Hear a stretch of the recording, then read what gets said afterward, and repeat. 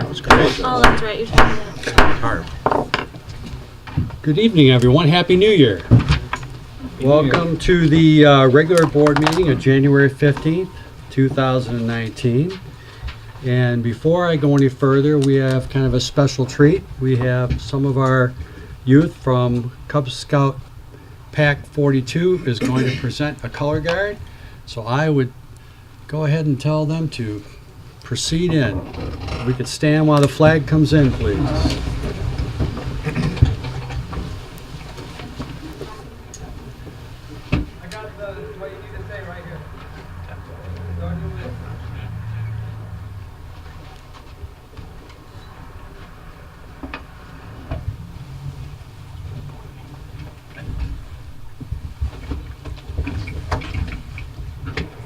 That stand went.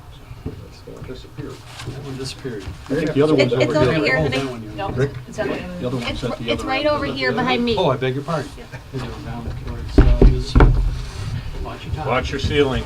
Don't hit Mr. Williams' fancy time. He's already had surgery. It's right here.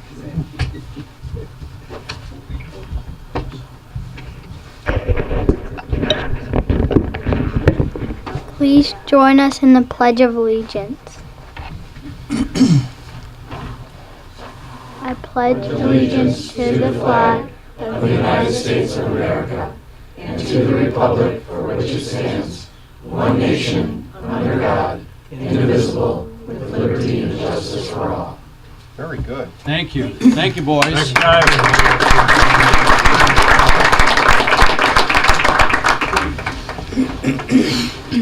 Very good. No, always You nice. can leave that there. Yep, leave that one right there. Yep, we're good. Thanks, boys. Mr. Clerk, like to do a roll call, please. Mr. Cowell. Here. Mr. Lilly's here. Mr. Roman. Here. Mr. Ruggles. Here. Liz Smith. Here. Andrea Voorhees. Present. Mr. Powell. Here. Very good. Looking for a motion for the approval of the agenda. Mr. Clerk? Before we make a motion to approve, I'd like to acknowledge that all the board members have a new list of bills dated 1/15/18 in front of you. And also, Mike Roman has requested that we remove the treasurer's report, the fact that the reports, bank statements have not arrived yet, and therefore the report will not be ready for the night. So I'll make a motion to approve the agenda with the list of new bills and removing the treasurer's report. I'll look at a motion. Support. I have support. All in favor? Aye. Aye, the ayes have it. Thank you very much. Moving on to item number 5, public comment. If you have something to say, you'll have 3 minutes to say it, generally for things that are not on the agenda. You want to have public comment at this time. Moving on, consent agenda, item 6. Mr. Clerk, Motion to approve the consent agenda. at this time, I have a motion to approve this consent agenda. Looking for support. Support that. I have support from Andrew Voorhees. All in favor? Aye. Aye, the ayes have it. Thank you. Excuse me. Item 7, minutes. Approval on minutes of regular board meeting of December 18th, 2018. Any comments or questions on the minutes? Mr. Supervisor, I had 2 items that I picked up on page 8, the third line. Starting, if I can find this here.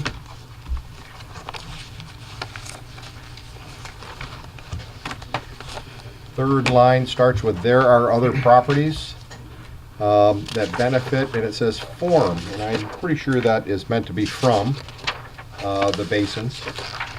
And then on the 5th line, in the same paragraph, it says clarified that by the board establishing, it just says SAD, that should probably be A or an, and I don't know, I'm not an English major, but there should be a And "and" in front of that. an SAD. And the other one is, There's a few instances where role is R-O-L-E where it should be R-O-L-L. When they're talking about confirming the role, and yes, some Good catch. spelling errors here. We'll have to remedy those. the only one I noticed obviously is when I said it on page 8 also. How did you say But I it? noticed it a couple other times. Okay, very good. Any other comments or changes? Okay, I'd like to make a motion to approve as amended. So moved. So moved, all in favor? Aye. Aye. Ayes have it, thank you. We have a life-saving presentation, however, Chief, are they still out? we're Are they- Okay, well, just to show you how these guys are, they're in here tonight to get a life-saving award, and where the chief comes up and goes, "Hey, put it off, you might have to put it off, they're on a call."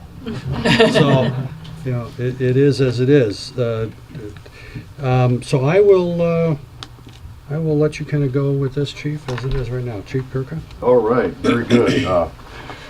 Thank you, Board. Good evening, everyone, public. Well, we're here tonight to acknowledge and honor a team of firefighters and also some citizens that were very instrumental in saving a life in our community during a house fire episode. So what I'd like to do right now is bring in Shift 3, bring in the members of Shift 3 that are going to get a meritorious unit commendation. And if they could come in, I would just like to introduce you to the members. Come on in, guys. Come on in. Okay. All right. All right. Well, we have two others that are clearing a call, so hopefully, maybe they can get here very shortly. So let me start out and tell you what happened in this event, okay? So, on Monday afternoon, December 10th, 2018, the White Lake Township Fire Department was dispatched to the report of a smoke alarm going off in a residence with the odor of smoke outside the dwelling. Sergeant Kirk Thompson, this gentleman right here, and firefighter Andrew Morelli responded on Engine 2 to the address, which is in close proximity to Station 2. Upon arrival, Sergeant Thompson and firefighter Morelli, with his SCBA donned, entered the dwelling to investigate what was now recognized to be light smoke inside the dwelling. As both personnel ascended the interior stairway to the second floor, it became apparent that there was a fire inside one of the upstairs bedrooms. While firefighter Morelli initiated a quick search of the fire area, Sergeant Thompson began organizing additional resources to deal with the fire. Firefighter Bearden arrived on the scene in his personal vehicle and quickly donned his protective equipment and proceeded to the front of the dwelling to assist. Firefighter Morelli, who had located a female victim inside the bedroom on the second floor, single-handedly removed her to a safe location on the first floor.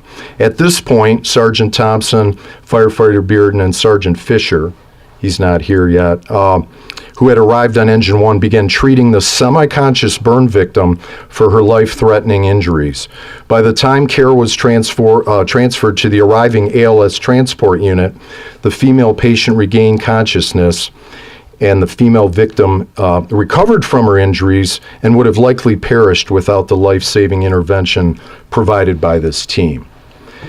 So with that, I just wanted to spend a little more time.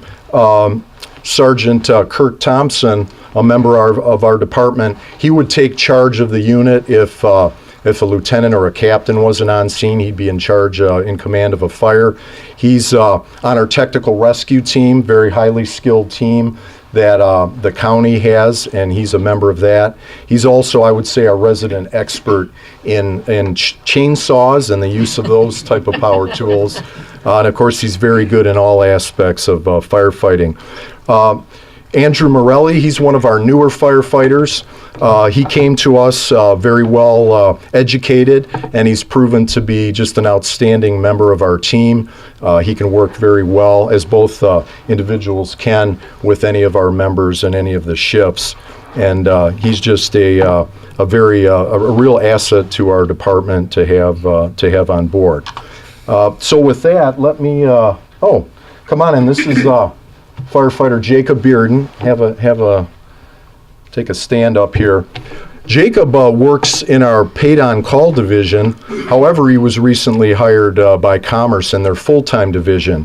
And he's been just an outstanding firefighter for us. He has quite an exemplary record, even in his training and when he was in the academy.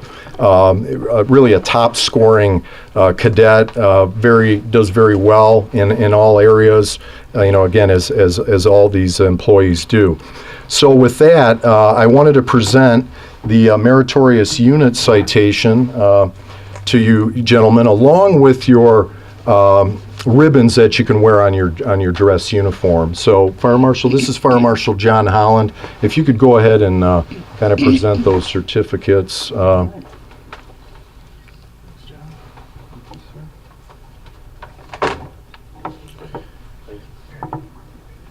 And along with that, we really wanted to do something extra for firefighter Andrew Morelli. He really single-handedly got up to that bedroom, did a search, found a victim on the floor, and was able to drag that victim out of there and get them to a safe area on the first floor where they could be attended to. Yeah, come on up. We have our 2 other individuals on shift 3 coming up here. We have Captain Ted Lilly and Sergeant Richard Fisher. Just to tell you a little bit about Captain Lilly, he's our number 2 in command on the fire department. Highly trained and educated. He's the area's really resident expert on water supply for providing water at a fire scene. He handles all our vehicle maintenance and mechanical repairs. I think there's a little mechanic inside of him that, he does a lot of hands-on work. Gets his hands dirty to fix different things. He's also on the technical rescue team and the incident management team, which are 2 highly specialized teams that he's part of. He recently completed his paramedic training, so he's also a medic. And at the captain's level, that's a little unusual. A lot of captains don't always get that training, and he did. He got that training. That's really a good thing. Sergeant Fisher. He's as I said, a sergeant. He would be in charge of a shift if the lieutenant or the captain wasn't present. He might find himself commanding a fire. He was a part of a real prestigious team, Michigan Task Force 1. He did step down, but he is still working for our technical rescue team with the county, and he's very highly skilled and trained at what he does. And what I wanted to say is, this group doesn't get a lot of accolades, over the years for what they do. And this group wouldn't come out of the woodwork and want to get these accolades, but they need to be, a light needs to be shown on them tonight for all the good things they've done. And they've done many good things on fires, on car accidents, on medicals that are just incredible and amazing. But tonight we're going to honor them for this particular incident. Where everything went as it should. They fell back on all their training. They were very efficient, very effective, and things happened very quickly to take care of this patient. So could we please bring those awards to Captain Lilly and Sergeant Fisher, and then their ribbons for their dress uniform. Now, with Mr. Morelli, I said, Firefighter Morelli, I had something special for him. We also have a little higher level award. I don't want to disregard this unit award because it's very distinguished and very sought after if you can achieve that kind of teamwork. But we have the Distinguished Service Cross, which we're giving to Firefighter Morelli for his efforts in kind of single-handedly getting what needed to be done, getting this rescue accomplished so others could work on this patient and have a successful outcome. So with that, Firefighter Morelli, I'd like to give you the Distinguished Service Cross, and congratulations.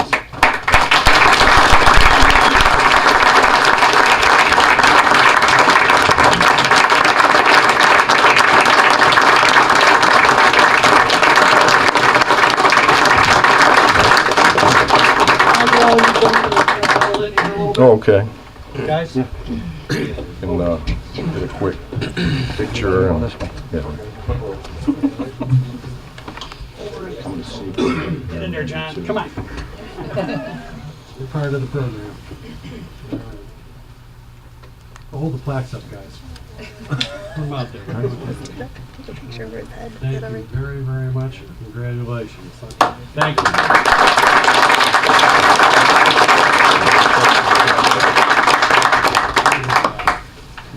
Thank you, sir.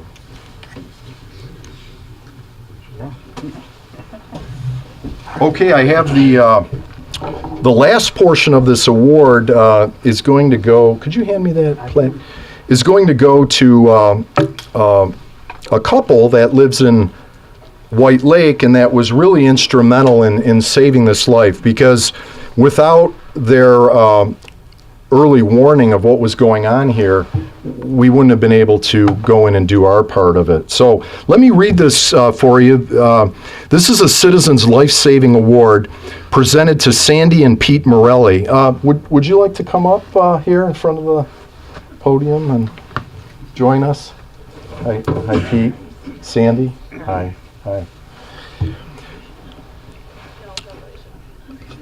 So, as you know, on Monday afternoon, December 10th, the White Lake Fire Department responded to the report of a smoke alarm going off with the odor of smoke outside the dwelling. Neighbors Sandy and Pete Morelli were instrumental in the early detection and reporting of this house fire. While walking her dogs in the neighborhood, Sandy Morelli smelled a strong odor of burning plastic and could hear a smoke alarm in the distance coming from the neighbor's house. She immediately recognized something was wrong and alerted her husband, Pete Morelli. While calling 911 to report a possible fire, Mr. Morelli approached the home and banged on the door in an attempt to alert the occupant. Unbeknown to Mr. and Mrs. Morelli, a semi-conscious woman suffering from burns and smoke inhalation was unable to escape from the second-story bedroom on her own. Due to the couple's prompt actions, firefighters were able to enter the smoke-filled home and rescue the victim. She was rushed to the hospital where she spent several days in intensive care and is now in a rehabilitation facility where she received an excellent prognosis for a full recovery. Without Sandy and Pete Morelli's situational awareness and quick actions, it would have been highly unlikely for their neighbor to survive the fire. So thank you so much.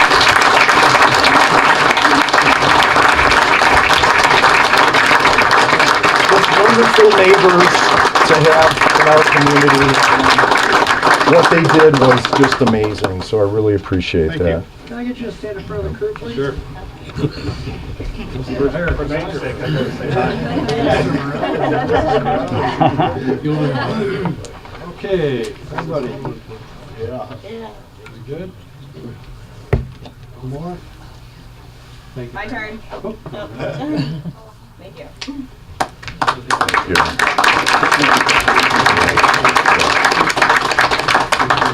Yeah, and as a conclusion, I just wanted to let you know, the fire marshal had investigated this fire, and this is what he said.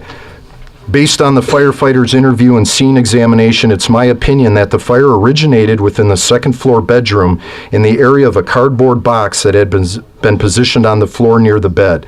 The burn patterns viewed are consistent with this finding, the source of ignition most likely being a carelessly discarded cigarette. This fire appears accidental in nature, and the case status is closed.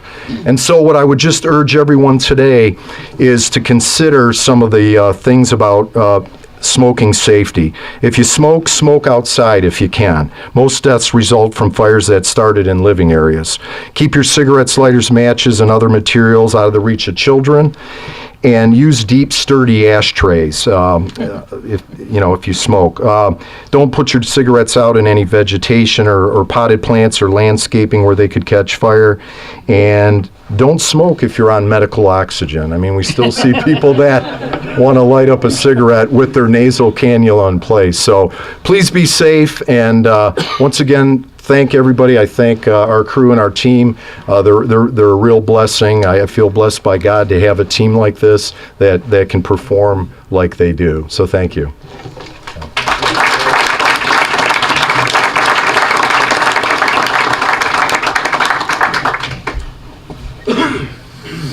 Okay. Thank you, Chief. Thank you, gentlemen. Item number 9 is a public hearing. The public hearing is regarding the acquisition of Independence Village. And for the public that's out there, to kind of give some background and story as to why we're having this, I'm going to let Mr. Lilly start out. Thanks, Rick.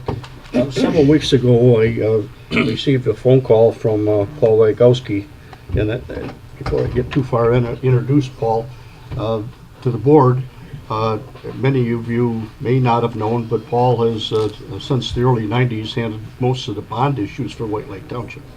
But I want to make it very clear, Paul is not here representing White Lake Township. However, he has indicated his firm is handling the issue of the bonds, and will introduce his people after I get done. But I think Paul brings a great amount of credibility to this issue, because there's a lot of questions. Mike had some questions that were brought up and discussed. So I think Paul brings that credibility that we have somebody that we're not hearing from for the first time, but I'd say a great amount of respect, credibility that Paul can have. So Paul, if you want to introduce your folks and maybe a little bit about the bond Sure. issue before we get into the public hearing. Yeah, thank you, Terry. And I am a member of Dickinson Wright, and as Terry mentioned, I and Dickinson Wright have had the privilege and pleasure of serving as bond counsel to the township for, I think, at least 30 years. I know at least back to Jim Reed, and maybe back further if I could remember. But so I'm very happy to be here. And as Terry mentioned, though, I'm not in that capacity today. We are not, and Dickinson Wright is not in that capacity as to represent the township in connection with this matter. But I'm here really for two reasons. One is to just enjoy a nice evening with you all. And I actually feel very lucky to have seen that presentation. It's a nice reminder of careers of service to the community. So the other reason I'm here is to introduce my colleague, Eric McLaughlin. And Eric, who's worked with me together on a number of financings. On this one, he's representing the borrower of the bonds that are the subject of the public hearing. And so I think I will just let Eric take over from here and explain the purpose of this particular public hearing. Eric? Thank you, Paul. Mr. Supervisor, members of the board, thank you for having me here tonight. It's a tough act to follow the fire chief's presentation, but I'll do my best. These are bonds, so they're much more exciting. So, yeah, my name is Eric McLaughlin. I'm also a member with Dickinson Wright, member of the Municipal Finance Practice Group, and we do represent Great Lakes senior living communities. Great Lakes is pursuing acquisition of several facilities, senior care facilities in Michigan and Ohio. 6 of them are in Michigan, including the one here in White Lake, and 2 are located in Ohio. The facility here in White Lake provides independent living services to its residents.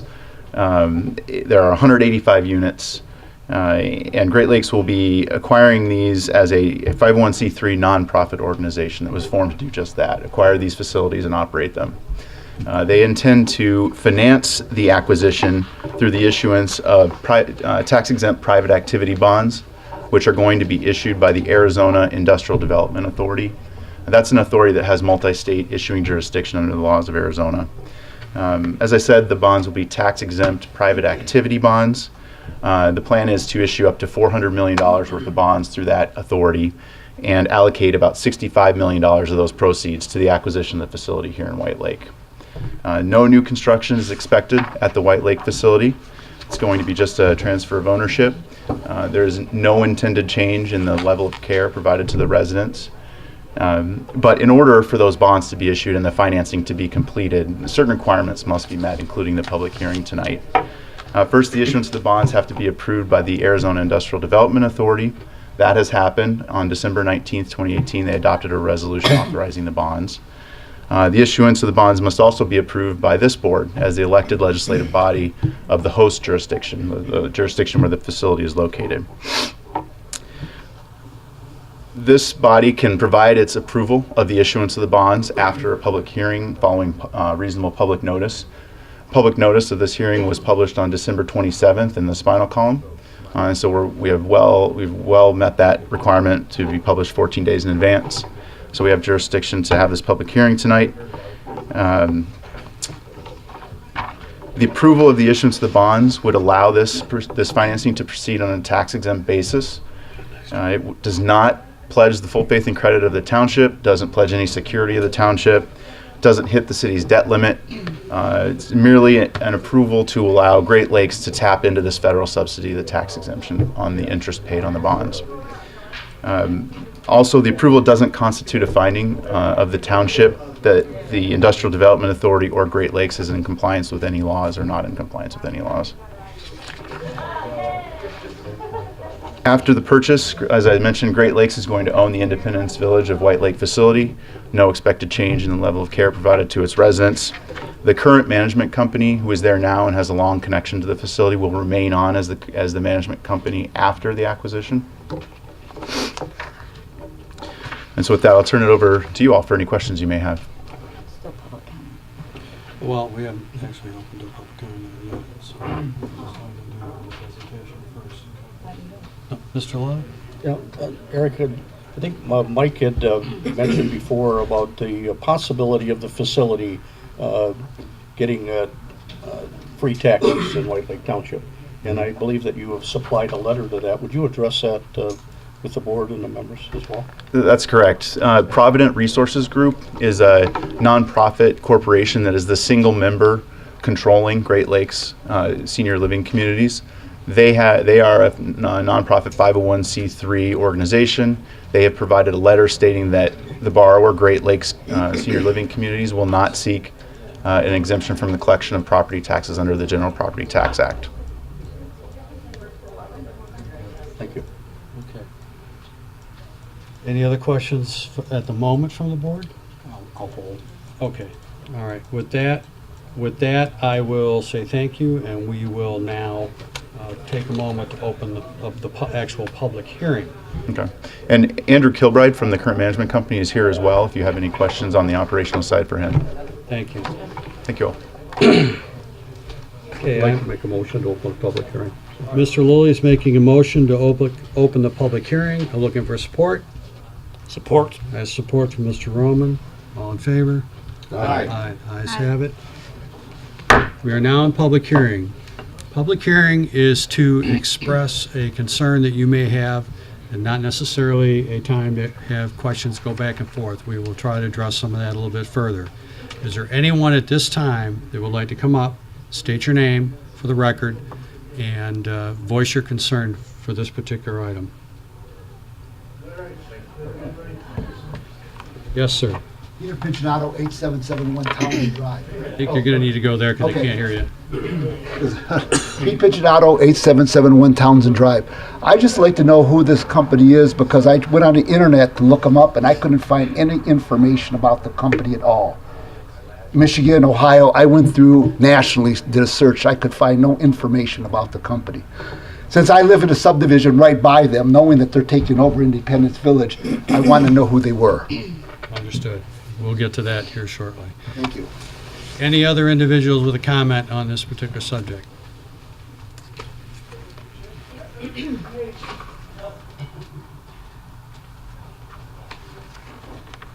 Denise Stefanik, 11102 Windhurst. I just have a question about the possibility of having some sort of, since it's going to be a nonprofit, are you going to give any, is there any possibility of rent breaks for people that are lower income? I know when Milford's American House was taken over, they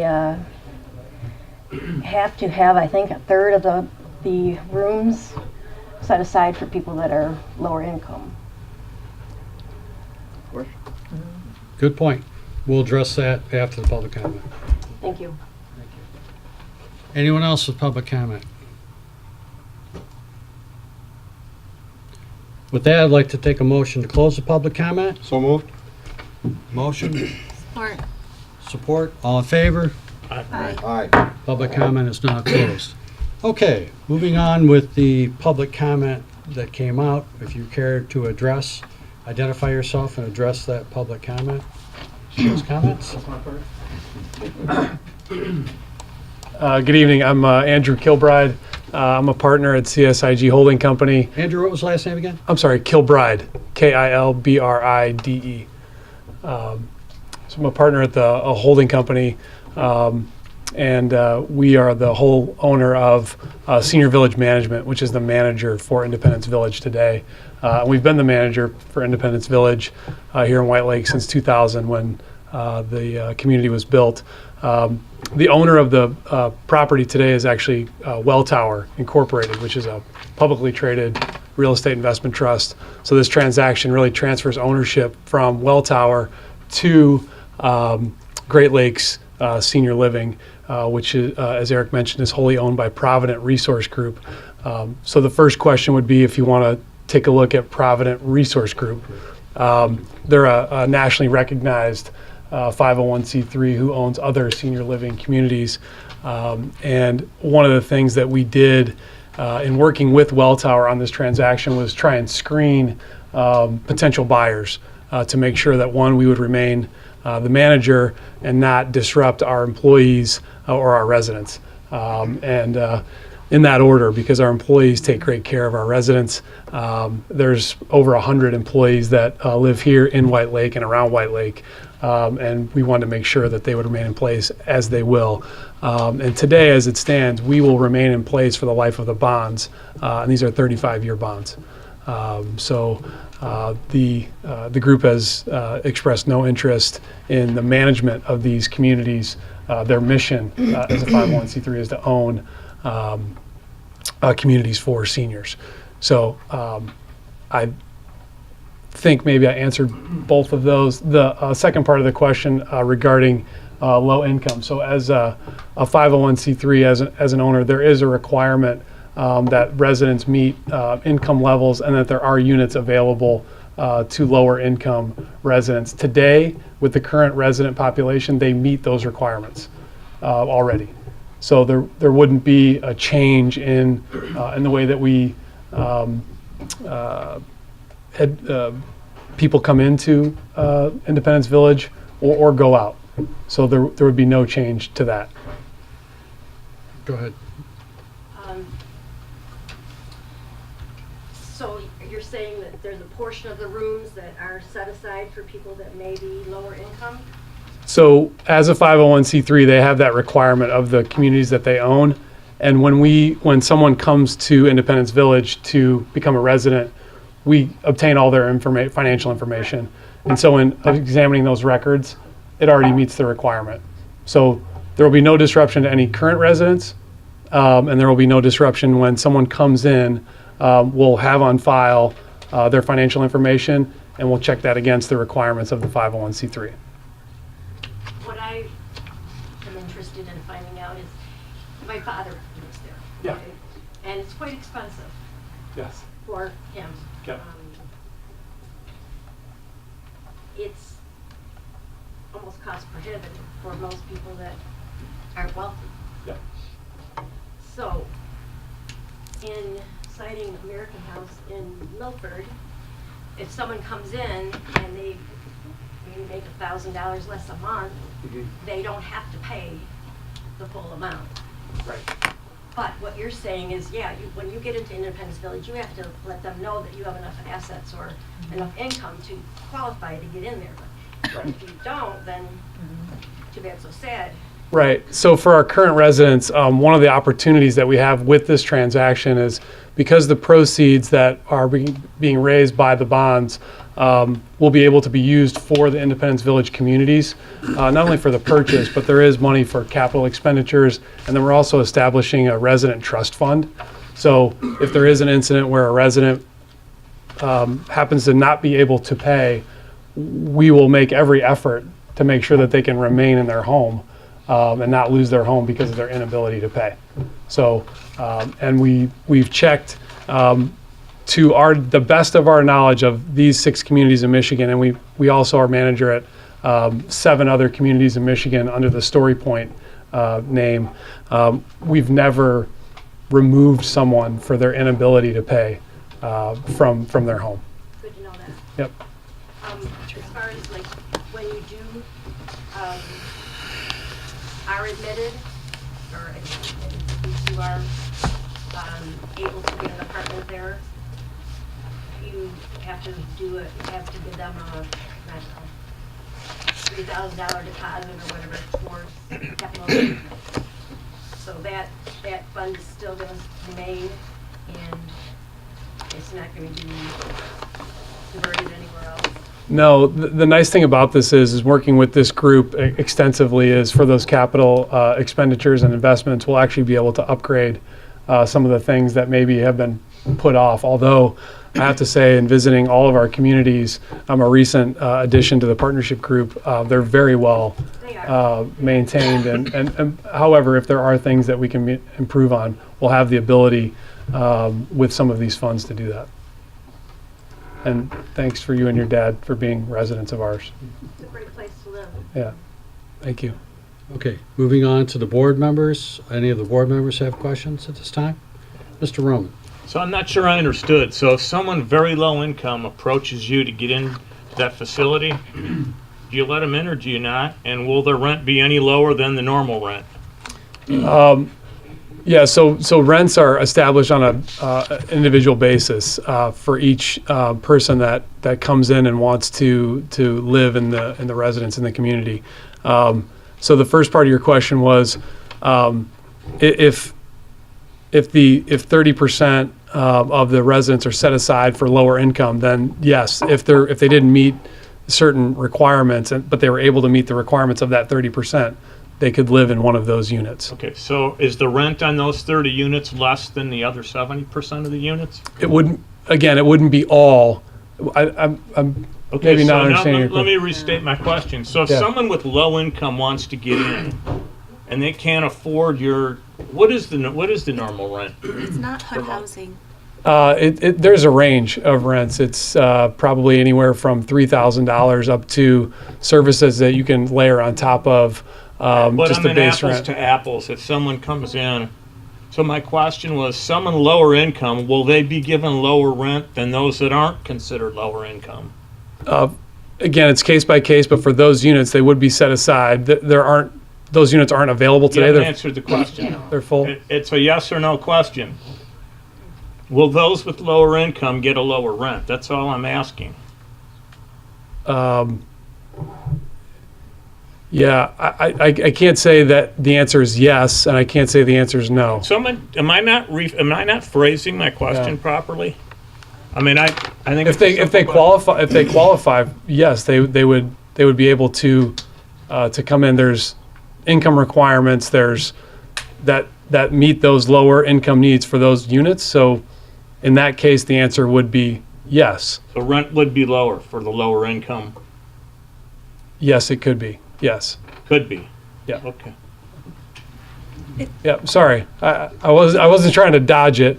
I don't want to give a blanket answer and have it not be true. Okay. And That's all I had. Ms. I Smith? just want to clarify, when you say lower income, it's not HUD housing. And I think that's what people are thinking it is. It's not HUD housing. You're talking about a scale, like a scale type Right. situation that they provide their availability of income, and you put that on some kind of scale that their rent could possibly be cheaper. But it's not subsidized housing.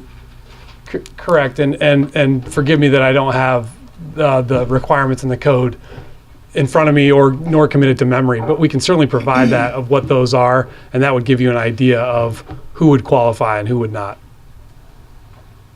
It's not a matter of qualification. That would be your own personal internal standard of who qualifies. So as Provident Resource Group is a 501c3, in the tax code, in the IRS tax code, they have to meet, the units have to meet the requirements for them to be a 501c3 and own this property. Okay. And those would be the requirements that would have to be met. And again, I don't have those committed, but it's not a blanket, if you have this income level, then your rent is this. So maybe I was overreaching with trying to answer your question. My apologies. Okay, thank you. Yeah. Mr. Paul? Yes, I just wondered if you could kind of explain how does a group such as yours go? Why do you want to buy this facility, and what prompted the owner to sell besides a small number of $65 million? Yeah. So I'm not the buyer, nor are we the seller.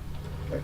So I represent the management company. So the employees that work at Independence Village are part of Senior Village Management, which is the management company. So we make a lease payment to the current owner. We have a current landlord of Well Tower. This will be a new landlord. So why they're selling it and why they're buying it, I'm sure a little bit of that is the price. But luckily, we have a really good relationship with the current owner, and we were able to work with them on who was going to buy. It wasn't a guarantee. We were really worried that they were going to sell this and they would just kick us out as the manager. Then the employees would be at risk, and the residents, quite frankly. And so we were lucky in this instance that we could work with them, and lucky that we found an organization where their mission is to provide senior housing, but not to manage senior housing. Okay. And so they've told us they will retain us through the life of the bonds. All right. And then my next question is for probably for Eric. Just a question. And you may have answered it already. You need this board's decision because of the tax exempt status, because real estate passes back and forth every day without this board having to decide. And so I'm asking you, is that why this public hearing needs to be held and you need our approval?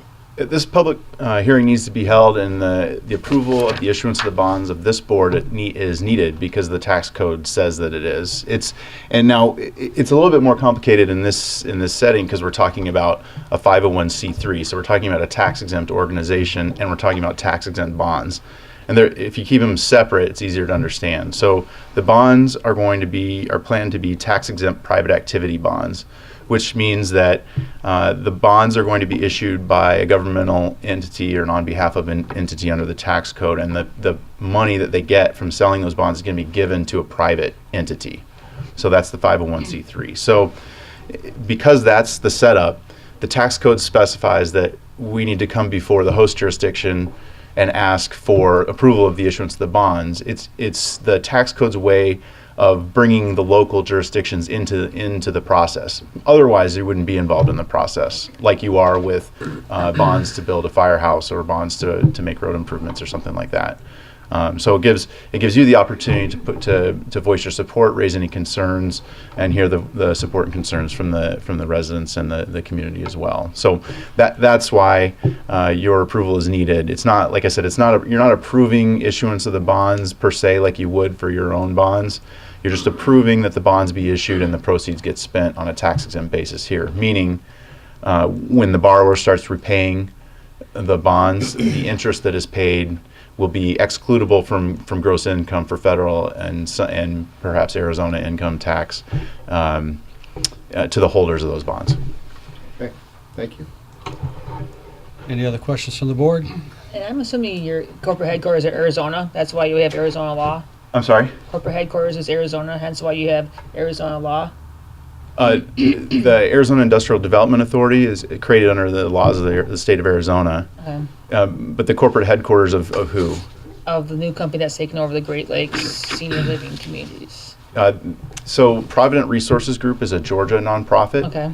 And they're the single member controlling Great Lakes Senior Living Communities. Okay, so it's Georgia. It's corporate. Well, I'm sorry, Great Lakes is actually a Delaware limited liability company, and Provident is a Georgia corporation. Thank you. Okay, Council? Just a couple of questions for you. I mean, this board knows that I'm not bond counsel, and frankly, a lot of this was foreign to me. I did talk to bond counsel in my firm. This is common. This is not an uncommon method. One thing he asked, though, is in the resolution that you presented, in section 1, where it talks about the township board hereby approves the issuance of the bonds in the aggregate principal amount. He suggested or recommended that we add, after the word bonds, add by the issuer to make it crystal clear that it's not by this township. Mm-hmm. And then the other question was regarding the legal requirement. The first sentence indicated the board hereby ratifies and approves the action taken by any member of this board or officer or employee of the township. Mm-hmm. I don't know, we haven't talked, the board hasn't talked about that, but I would be uncomfortable with them ratifying anything that an employee may have said mm-hmm. or done. And I don't know if that's necessary in this resolution, since there has been no prior action prior to this meeting. Well, for example, what that might go to is when we reached out to the township we ask for permission to publish the notice of public hearing. And typically that's something when we serve as bond counsel for a township such as White Lake, we would have a resolution that authorizes officers to go forth and publish notices and set hearings as they need to. So that was done without official board action, and so that's what that statement is intended to go to. Okay, then maybe we can just narrow the scope of that sentence Okay. to be the publication requirements or something to that effect. Okay. Thank you, Lisa. Are you agreeable to that Yes. amendment? Thank you. Any other questions from the board? Just a comment. So to the board, the reason one of the big benefits of tax exempt bonds, the borrower, in this case Provident Resource Group, will get a lower market interest rate. It's going to cost them less to finance. And the persons that buy the bonds are interest-free. And those that buy the bonds. it's Tax-free on the interest. Tax-free I on should the say. interest. So there's an incentive on two ends of that, so. Not an uncommon program to raise funds, and I believe since it's going through some federal affiliated financial institution, that is the requirement that it be brought forth before the local community. It's a requirement of the tax code, yes. Thank you. Okay, any other comments, gentlemen? None for me. Board? Okay. Thank you very much. Okay. Thank you. Appreciate it. Okay, so that was our public hearing, which of course closed, and our question and answer section. We also now have the resolution, item 10, resolution number 19-001 to approve the issuance of bonds to finance GLSLC LLC acquisition of Independence Village. Questions or comments from the board members? What was We that? have the resolution as amended per council Yeah, suggestions. correct, that would be coming forth, yeah.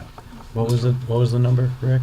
He had to ask me that again. Is it 2019001? Thank you. Okay. He just said 19. I beg your pardon. That's usually what we refer to, Mike, usually 19 is. 19. So, okay, so with that, yes, Mr. Lilly, Will you make a motion when you're done there? please proceed. I'll make a motion to approve a resolution 2019-001 solely for the purpose of section 147F of the Internal Revenue Code of 1986 and the issuance by the Arizona Industrial Development Authority of not to exceed $400 million senior living tax-free revenue bonds for Great Lakes Senior Living Communities LLC, of which not more than $65 million of the proceeds of the bonds are expected to be allocated to the Independence Village of White Lake Township of the White Lake project, and including the recommended change from the township attorney. Very good, I have a motion. Support. Motion, I have support. So- Okay, all right, so I have motion, we have support. All in favor? Aye. Opposed? Aye has it. Thank you very much. Mr. Paul. Yes. Okay, and Mr. Potty? Oh, there you are. I understand they want to adjourn the public hearing for Sutler's Point at this time? Correct. The Settlers Point they'll be coming in on Thursday with the resolution authorizing one of their board members to sign the agreement that was put forward on 12/18. So 12/18, this board adopted a resolution establishing the SAD, tentatively declared intention to finance the project. January 15th, which is today, was set forward as the date of the second public hearing. We originally intended to have bids back that we could discuss tonight. We do not have those. So I'm asking to adjourn until the bids are received and reviewed. So that would be until February 19th, 2019. I'd actually like to amend that to read until the bids are received and reviewed. Well, no, you do have to put a date in there. We will need to put that. So if you want to put the February date, and then if by February it needs to be adjourned again, you can move it to March, or if you think it's going to need to be March, then put the March date. It's going to need to be March. And the March meeting date is?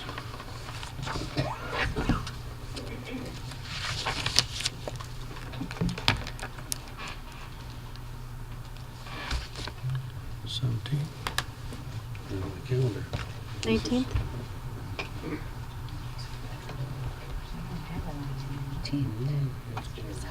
I have it on the 12th. It is, Yeah, that sounds I believe Lisa's correct, it was moved because of Is that one of the dates we moved? Must be. It's early, March and like May are Have early. we moved May and March? So March will be on the 12th? That's right. Okay, so March 12th. So we're going to move to March 12th, 2019. Okay. Okay, with that, I will make a motion for resolution number 19-002, adjourning the public hearing for Settlers Point Special Assessment District until March 12th, 2019. I have a motion. Look for support. Support.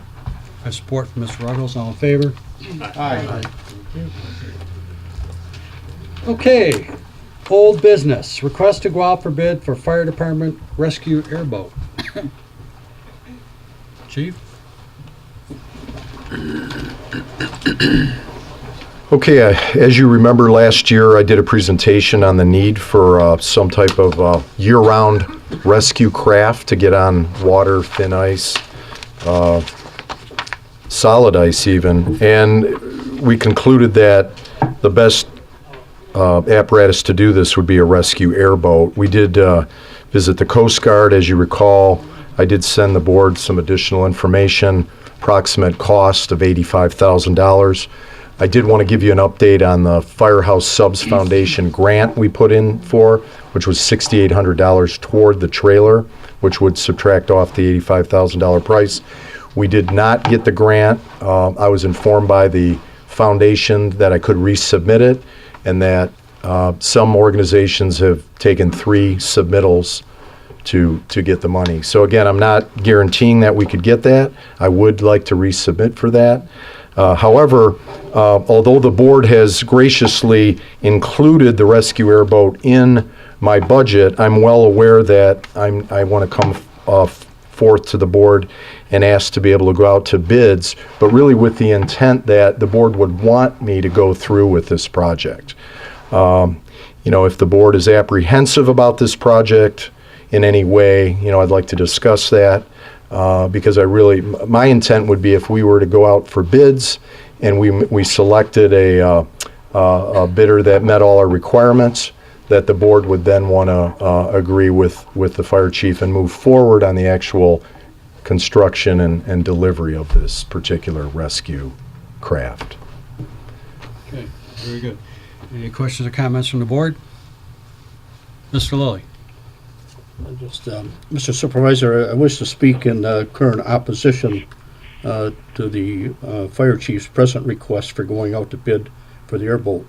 Although that I believe that there may be a need for this request, this matter needs further study. I have previously spoke in opposition to this request. At the same time, the board approved the 2019 budget and requested at that time that the 4 items at a cost of approximately $280,000 be removed. My reasoning at that time was that the money should not be placed in the budget until such time as the board studied and approved such request. We currently call these actions budget amendments. In addition, I felt that approximately $280,000 could have been better spent to hire at least 3 additional firefighters, and also taking under consideration the use of O4M village monies, which is especially marked for additional firefighters and equipment. The chief has indicated in the past correspondence that it would take at least 6 additional firefighters to man Station 3 full-time. However, at least several elections have passed without asking our residents for additional funding. The original justification heard by the board for the airboat mainly centered around an island on White Lake that has been issued a building permit for year-round residents, and Gale Island being used as a campground or community activity center, as well as occasional lake rescues. While I admit that all of these are serious life safety issues, the township should have resolved at least 2 of these issues with the current landowners, not entirely at the expense of the White Lake residents. However, what the conversation did not include at the time was any conversation with our surrounding communities in support of its need, nor any offer of any cost participation in regards to its purchase. As I see it, this very well could be could be support for continuing mutual aid services for these communities and justify the need for this particular equipment or not. Let's not also forget that our good friends at the Oakland County Sheriff's Department, because of their involvement in lake rescue, let's also remember that this is a specialized piece of equipment, not someone's play toy. And let's not forget that there are other expenses that come with this purchase, a trailer and other rescue equipment. For almost 6 years, the issue of improving response times and manning Station 3 full-time, 24 hours or 8 hours a day, has been an issue. We have discussed this many times, but nothing significantly has happened. We can spend money to make the stations look prettier, but ignore our real mission, and that is now that the Township Board's time to get real and provide over 8,000 residents in Station 3 area with the same professional and trained personnel that we have in the other 2 stations. But we seem to focus more on spending the taxpayers' money on a handful of other potential serious situations, but it doesn't. This doesn't seem right to me. Let's not also remember that our neighbors are having the same issues that we are: recruiting, manpower in different times of day, shortage of quality equipment and training. It's time that we get real serious, prioritize our needs, and get input from our neighbors, which are other townships. Mr. Supervisor, request this issue to be tabled for further discussion and input. I went on to say that my experience on the fire department should carry some weight to make this recommendation, and I'm not doing it to criticize the chief or whatever, but this issue has been discussed at this board for over 5 years. Nothing has happened with the Ormond Road Station to make it more productive for our residents. Thank you. Thank you, Mr. Lowell. Any other board member at this time? Mr. Roman. I apologize for reading today, but I wanted to hit on all my points. So, Chief, with all due respect to your request, I feel that the logistics that come with the operation of an airboat present a whole lot of challenges for our firefighters and the township. This fact, coupled with the very limited use that this boat would be needed, lead me to believe that it's actually a bad investment for White Lake. Logistically, when a call comes in for a winter rescue, our department would have to retrieve the boat off-site because none of our stations have room to store it. That's going to take manpower and time. Then you got to hook the trailer up to some type of utility vehicle, assuming that utility vehicle is not in use elsewhere. Once on site, finding a launch site might be difficult, and many are locked up. Then you got to launch the boat off the trailer. In many instances, in icy weather, the unloading off the trailer and reloading back onto the trailer is going to require manpower, and in my opinion, introduces unnecessary risk of injury to our firefighters. Assuming the boat is safely launched, more valuable time would have elapsed, and I've owned boats. Then you got to hope it starts. You've also got training and maintenance for this type of equipment. And keep in mind, our firefighters have been trained in ice rescue without the use of an airboat. And speaking with a few of our full-time and paid-on-call firefighters, everyone I spoke to felt that the boat was unnecessary because of the same reasons: logistical challenges and limited use. As far as summer rescues go, there's usually other boaters on the lakes that respond and help out. So basically, we've always serviced our residents without the airboat in both summer and winter seasons, and I might feel differently if the township was located on a major body of water with miles of shoreline, but we're not, and so respectfully, for those reasons, I don't support it. Thanks, Mr. Supervisor. Thank you. Okay, Mr. Treasurer and Mr. Supervisor, could I bring up one of our individuals who was injured on an ice rescue just to speak? One moment. I want to Okay. ask if there's any other board members that have anything to say. As someone that has access and neighbors that live on the lake, I've talked to them about it. And then, unfortunately for you guys, they kind of feel the same way all these guys do, and they live on the lake. Because one of the questions they asked of me is, what kind of history do we have with doing ice rescues? And I couldn't personally answer them. Yeah, and I know I sent the board an example of 5 incidents last year, in 2018, where we needed a boat or some way to get out to the one of the islands, a couple of the islands actually, and we had an incident on the water. So I guess my position as a fire chief is, and I've been here 5 years, I took a hard look at our vulnerabilities around this township. And I can honestly say I have something to meet all these vulnerabilities, including Station 3's area. Yep. We did, we send our crews up there. Takes a few more minutes longer, but we are getting a response. But what I can tell you is that I don't have anything to meet those potential risks or hazards out on these islands, or sending our personnel way out on the water. I mean, it doesn't look that far out on White Lake or out on Pontiac Lake, but there's a lot of distance to traverse, and it becomes extremely difficult. You lose a lot of time, and I'm thinking of the safety of our personnel. I'm thinking of the safety of the public or somebody who gets in a jam, and the fire chief has nothing in his arsenal to service those individuals. Now, it may not happen very often. It is more of a rare occurrence, but it seems to be happening every year in some way, shape, or form, whether it's just checking on a burning complaint or, a mishap that somebody isn't in the water, but, they crawled to shore or something else happened. And so not having anything to deliver the service just puts me in the position to want to bring this to you. I know $85,000 is a lot of money, and I recognize that, but it was a solution to handle a crisis year round, is what it was about. Yeah, we don't live on a major body of water. We're not going to get as many of those calls, but not to have anything to offer, I felt wasn't a good position for the fire department to be in. And if you would entertain just for a minute one of our employees, firefighter Hannafin, who was injured on an ice rescue, you could ask him about the time factor that's involved in putting a ice rescue suit and going a distance to try to retrieve somebody.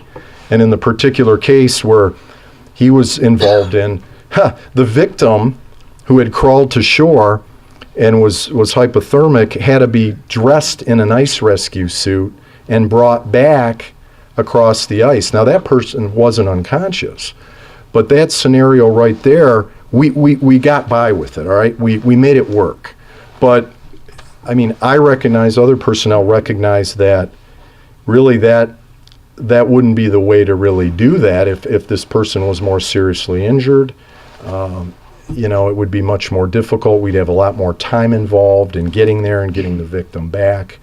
And so, I guess I didn't want you to just hear from me. And I mean, if you want to talk, you would talk to some other people. But if you want to talk to somebody who was involved in an ice rescue, who was injured in an ice rescue, you can definitely speak with him about that. Fireman Hannafin, can you come forward and address the board? Yeah, I know I'm putting him on the spot here, but he has a lot of knowledge about everything that the department uses and needs. He's lived in the community, and did you want to just say a few comments on how you feel about it, or?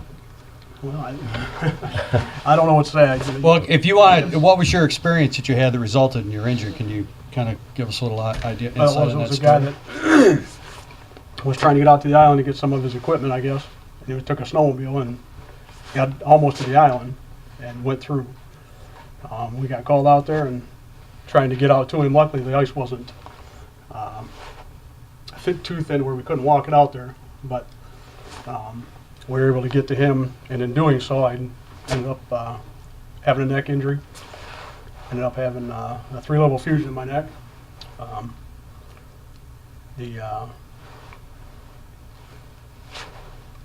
were able to get to the guy, like I said, without having to get to the ice, through the ice, going through. But it could be extremely difficult, I guess, in that case, to get out to somebody that makes it that far out. It's you can question the thin ice. You walk out. Typically, most people are going to walk out. It's not going to be far out. But in that case, there it was an instance where he was able to get that far out. And if the ice was thin enough, it could have been extremely difficult to get to the guy. And then you said after you went and rescued him, you had to bring him back across the ice. We were able to put him in an ice rescue suit, and he walked back with us. In this case, fortunately, the ice was thick enough. It was thick enough to hold us. It was questionable. I mean, you were walking on the ice, it was sagging, and so it was that. So. Any questions for the board members? Again, I have a lot of respect for the chief. Whenever the occasion arises, to come to this board and tell us what those needs are. But honestly, I think we've made excuses for 5 years for all those residents over in the other side of the township. I live over on this side, so I don't get over there much, but we made a lot of promises over time, and it's time that we prioritize these things. I also feel strongly, as I indicated, that if there was some support from area municipalities that feel that the same piece of equipment can be utilized, whatever, I'm not opposed to the chief bringing back some input of what financial help, what support that can be to their inventories. I believe in mutual aid. I mean, we use it all the time, and I'm not trying to discount the fact that every single incident is a serious incident, but it's a matter of priorities and what we can afford at this particular point. So. Understood. One second, Mr. Paul. Yes, and if we needed a ladder truck, I mean, certainly that'd be a great piece of equipment as well, but how often do we use it? And we have mutual aid that has a ladder truck, and I certainly agree with Terry on station number 3, but I don't like to micromanage. You're the expert in this, and so I really hesitate to micromanage anything in the fire department. It's very hard to say no. I have asked other departments. There are no other departments in the area that have one, except Oakland County, I believe, has an ice boat, and you provided us with a number of answers to the questions that I had, and quite frankly, I was impressed. There was one question I asked regarding the training, and you said training comes with the purchase of the boat. And back when I was first a brand new trustee, the police department came to us and asked us for all new weapons, and that ended up being, we bought the weapons, but then there was a large training cost to that. And when I asked the then chief why there was so much, he said, well, you should have known we had to practice with the new equipment. Well, you're going to train one person, but then you have to have more than one person trained on it, and so it's going to go through the entire department to train how to use a specialized piece of equipment, and then there's going to be practice necessary to load and unload, and so there's going to be a great deal of expense in just operating, maintaining the specialized piece of equipment. So I'm not in a position to say no to something the chief is requesting, but I would certainly really appreciate some opinions from other departments and concurring with you. So I would certainly be in favor of tabling if somebody were to make that motion. Okay, very good. Yeah, if I could just address the Station 3 staffing with funding. You know, bringing on, let's say, the 3 personnel or even the 6 personnel at $100,000 per person, that's with salary, benefits, et cetera. You know, I have a legacy cost. It's not like I can take, as you know, the clerk mentioned, 280,000 and budget that, and I'm good. The problem is I'm going to be paying $100,000 a year for 4 years, the duration of the millage time, and I just don't have it in my budget to be able to do something like that. You know, certainly I would love to add 3, 4, 5, 6 people to the roster and start, you know, getting Station 3 staffed every day. But because we did a millage renewal, I know what funds we have available and what we're able to do with those funds. And unfortunately, I'm not able to, you know, bring on those personnel, you know, pay those costs every year through the duration of the millage time, and to have a balanced budget to be affordable. So I understand there is an issue there, but I look at them as 2 separate issues. There's the Station 3 staffing issue, which we've been trying to address, and then there's this issue with trying to perform rescues on the water or on thin ice or on the ice. And I look at those as 2 separate issues. And although I have been dealing with the Station 3 staffing issue, especially with part-time shifts and negotiating with the career union to have more flexibility with that, I also recognize that I have no good way to service the public in need should they be on an island or some mishap on the water. And I acknowledge everything everybody's been saying. You know, the treasurer made some excellent points. Many board members made excellent points. Yes, it would take a little more training.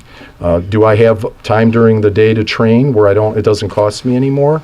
Yeah, I do. Do I have time that our recruiter trains with our paid on call that is baked into our system and it doesn't cost me anymore? Yes, absolutely. Could I have a rescue airboat training night or nights? Sure, I would do things like that.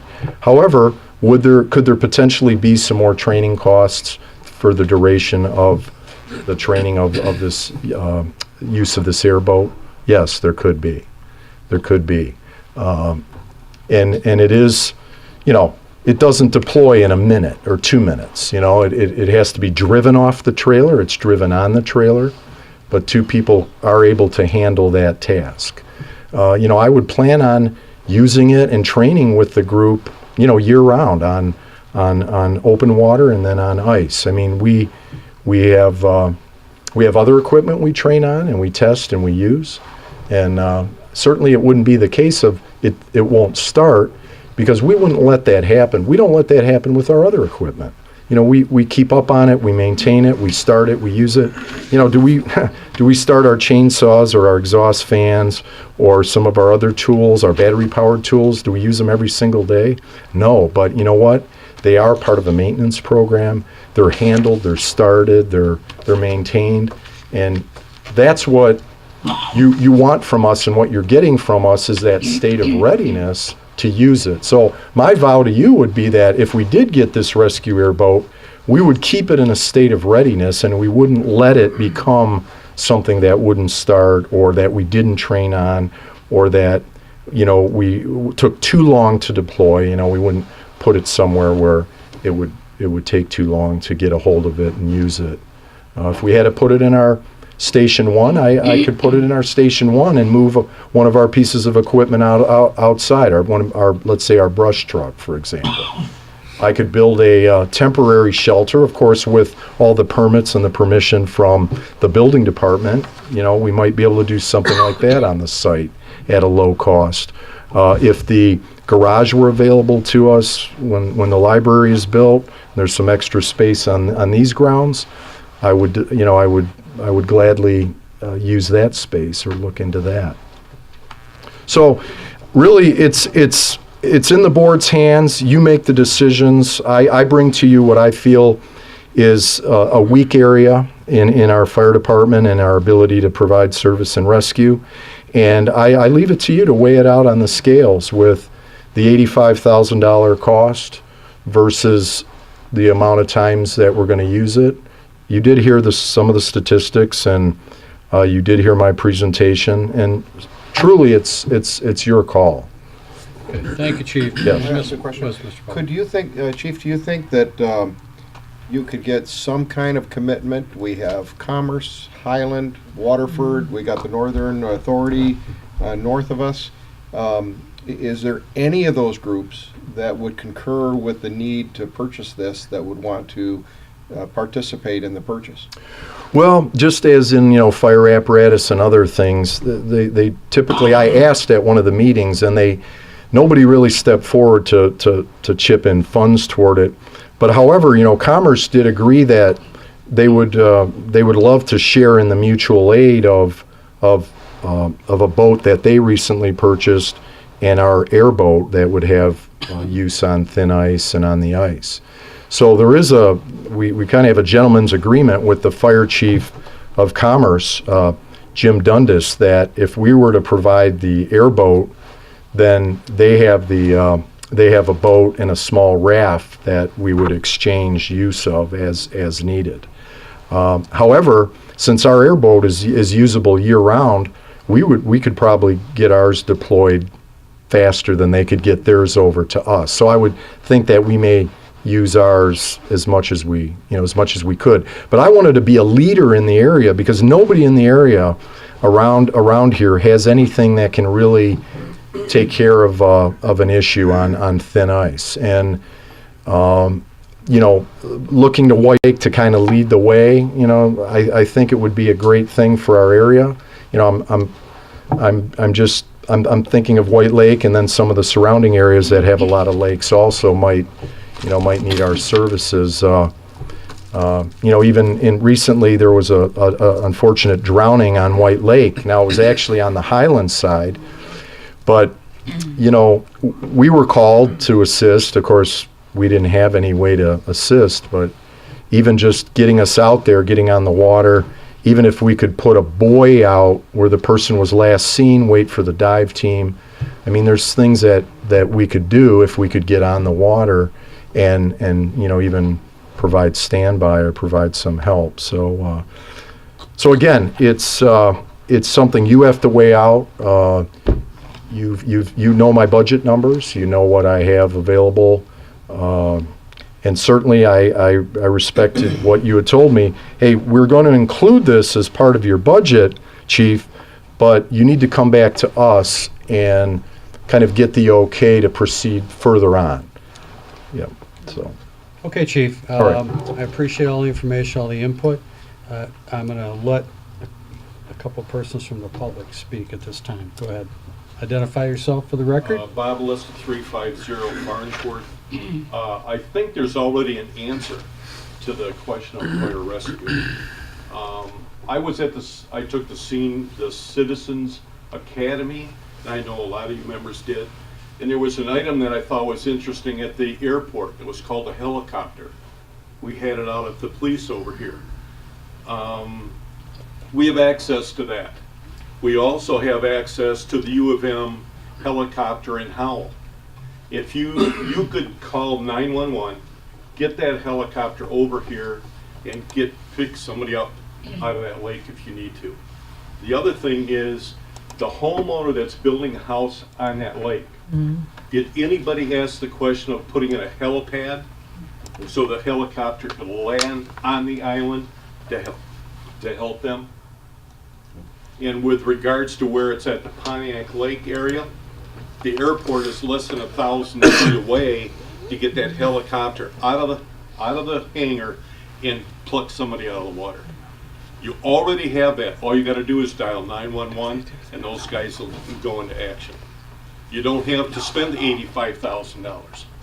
And if they need some additional equipment for baskets to bring people out, whatever, fine. Find out what it is, and I'm sure we could work out a deal to make sure they're equipped to pluck them right out of the water with a helicopter versus an airboat, because of the time it takes to get them there and out of the water. Thank you, Mr. Lawson. Anyone else? Anthony Noble, 3423 North Quarry Creek. My question is, I'm in the public safety field, and the lake that I work, or department I work in, is the third largest lake. I don't see a need for it. I've seen over the years, on that lake, in Oakland County, a lot of times they have what's as far as, if we do need those resources, I think the money could be spent elsewhere, like one of the trustees, I believe, that stated that the housing alone, let alone for the boat that's not going to be used, that's another cost issue. Just the manpower, concentrating, I think it can use the money in personnel. I agree with that, and I think the money could be shifted towards public safety in a better way. As far as the helicopter, I don't ever see them coming in and picking people up. Like, it's a good suggestion, but I've never seen that in my career around Oakland County. So that's just, Also, I believe there's a person on the lake that has an airboat. I recently heard it caught on fire, but there's a thing. Not an airboat, a hovercraft. But commandeering that's also a good option in an emergency. But I don't know who spoke up about going with the other departments around the area, doing a shared cost. I think that's an excellent idea if we're going to go that route. Is sharing the cost with Commerce, maybe Waterford, because that takes a lot off the township, and that makes the most sense to me. If we're but I think we need bodies first, and I think we need to. The fire station's is cramped, and I think that the money could go elsewhere towards that. Okay. Thank you, Mr. Noble. Anyone else from the public? Comment? Mr. Ruggles? Yeah, Chief, just like to say that I appreciate you bringing this to the board again. I respect your knowledge and your position and your ambition. I like that you've identified this as a need for our community, and I don't totally disagree with you. I've been having a hard time with this issue. I appreciate you answering Mr. Powell's questions. I read the email. There's just a few that I really I'm having a hard time with. I agree with Terry about Station 3. I think the whole board is in agreement with Station 3, but I'm not sure if I see these being mutually exclusive at the same time. I think Station 3 is a bigger issue that's going to require so much more money to man it. I don't know if this would prevent that or not, but at the same time, I don't feel comfortable saying yes to it right now. I think I need a little more time to kind of digest it. So I would go along with Mr. Powell with tabling it, but at the same time, I thank the chief for bringing it to us again and for answering all the questions. You've answered all of mine, so thank you. Thank you. Okay, thank you. Okay, with that, Ms. Smith. Just a quick comment. Thank you, Chief, for all the information you supplied. You've been very diligent in answering all of our questions and giving us a lot of information, so thank you for that time and effort that you put into it. We pride ourselves in being the four-season playground, and we need to make sure that we are the four-season safety as well, that we're providing safety in all four seasons here in White Lake. So I'm not ready to say no, but I think the best solution, Chief, that you're going to get tonight is to table this instead of a hard no, and let us think about it. Okay? I understand. Yeah, Chief, we've had conversations going back and forth, and logistically, there has been some questions, has been some concerns. I also know that we're trying to have leading edge in our area so that we can service our residents. So we have 20 some odd plus named lakes here, and we do have a lot of shoreline, so to speak, in our community. There are neighboring communities. We may need to reach out to some of them, or have a little more of a serious sit-down talk to some of the adjacent communities to see if there is a possibility of getting some cooperative dollars or something to that effect that we can do. I don't think it's a bad idea. I think it's a lot better idea than hovercraft. So what I would like to do is I would like to make a motion at this time to table this item for further discussion and discovery. Before you do that, should I ask council, is a tabling or a postponing motion the best? Postponing is the better option if you We'll want to bring it postpone. back. We will bring it back. We will postpone. I'll support your motion. Motion, support, all in favor? Aye. Thanks, Chief. Thank you. Thank you, very thank much. you, appreciate it, thanks. Okay, 11B, second reading amendment to Chapter 36, Article 2 of the Code of Ordinances Traffic Code. Whoop. Yes. Yeah, it's really pretty much, it's just a rehash of what we did to get it back on the subdivision block, so. Mr. Lilly. This is where I'd like to make a motion to approve an amendment to Chapter 36, Article 2 of the Code of Ordinances, the Traffic Code, for the purpose of enforcement and imposition of penalties to the operation, parking, and the speed of motor vehicles within Ivy Glen subdivision. Very good. I have motion looking for support. Support. I have support from Andy Voorhees. All in favor? Aye. Ayes have it. Thank you. 11C, second reading amendment to Chapter 24, Section 24-5, Paragraph A15, Code of Ordinances Massage. Mr. Lilly? Mr. Supervisor, this was, If I can just, I'm sorry. if I can just add one little change to this. you want to amend my motion? Well, you were about to make a motion, weren't you? Oh, yes. Yeah, so before you make the motion, in the very beginning where it says Article 1 Amendment, it's Chapter 24, Section 24-5, Paragraph, where it says, referred to as the massage ordinance, is deleted and amended as follows. I think that between amended and as follows, we should include the terms to read. It's a little bit confusing to go from that paragraph to the next sentence, so if you would just add, is deleted and amended to read as follows, and then the text would be the correct text. Does that make sense? Terry's already got it. It's on. I don't have that. Oh, well, here, you can have mine, and I already wrote on it. Where it would just say, right there, amended to read as follows. Thank you. Did you get that? Yeah. But your motion can just be approving the resolution as amended, and then we can give that to, Okay. I'll make a motion to approve the massage ordinance, Chapter 24, Section 24, -5, Paragraph A15 of the Township of White Lake Code of Ordinances, referred to as the massage ordinance, is deleted and amended to read as follows. One passport-sized photograph will be provided by the applicant for the permit. Thank you. I have motion. Support. Motion, support. All in favor? Aye. Ayes have it. Thank you. Second reading, the Pope rezoning. Mr. O'Neill. Thank you.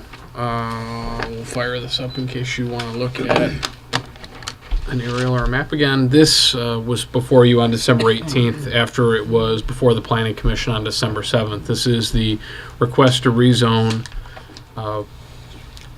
property described as 12-21-276-020, which is also known as 7755 Highland Road, rezoned from suburban farm to local business. This is being requested by Mr. Pope, who wishes to combine this parcel with the adjacent parcel that is where the water softener supply building sits adjacent to AutoZone. I've on my computer here have a map, and we'll use this map to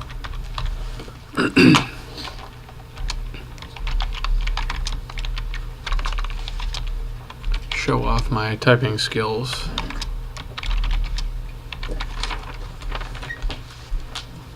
And we looked at this last month, I know, but just so everybody is familiar, let me back out a little bit. So, property in question is this parcel right here. You can't really see the house too clearly through the trees, but it's a parcel that's 1.27 acres in size, very similar to the property that AutoZone is sited on, and it goes back about the same depth here. So, again, it's supported by the master plan. It is adjacent to similar zoning districts that are exactly zoned local business, and the Planning Commission recommended on December 7th that the Township Board take action to indeed rezone this property from suburban farm to local business. If you have any questions for me or would like to see further maps, I'd be happy to put them up on the screen for you. Do you have a site plan, a proposed site plan in place yet?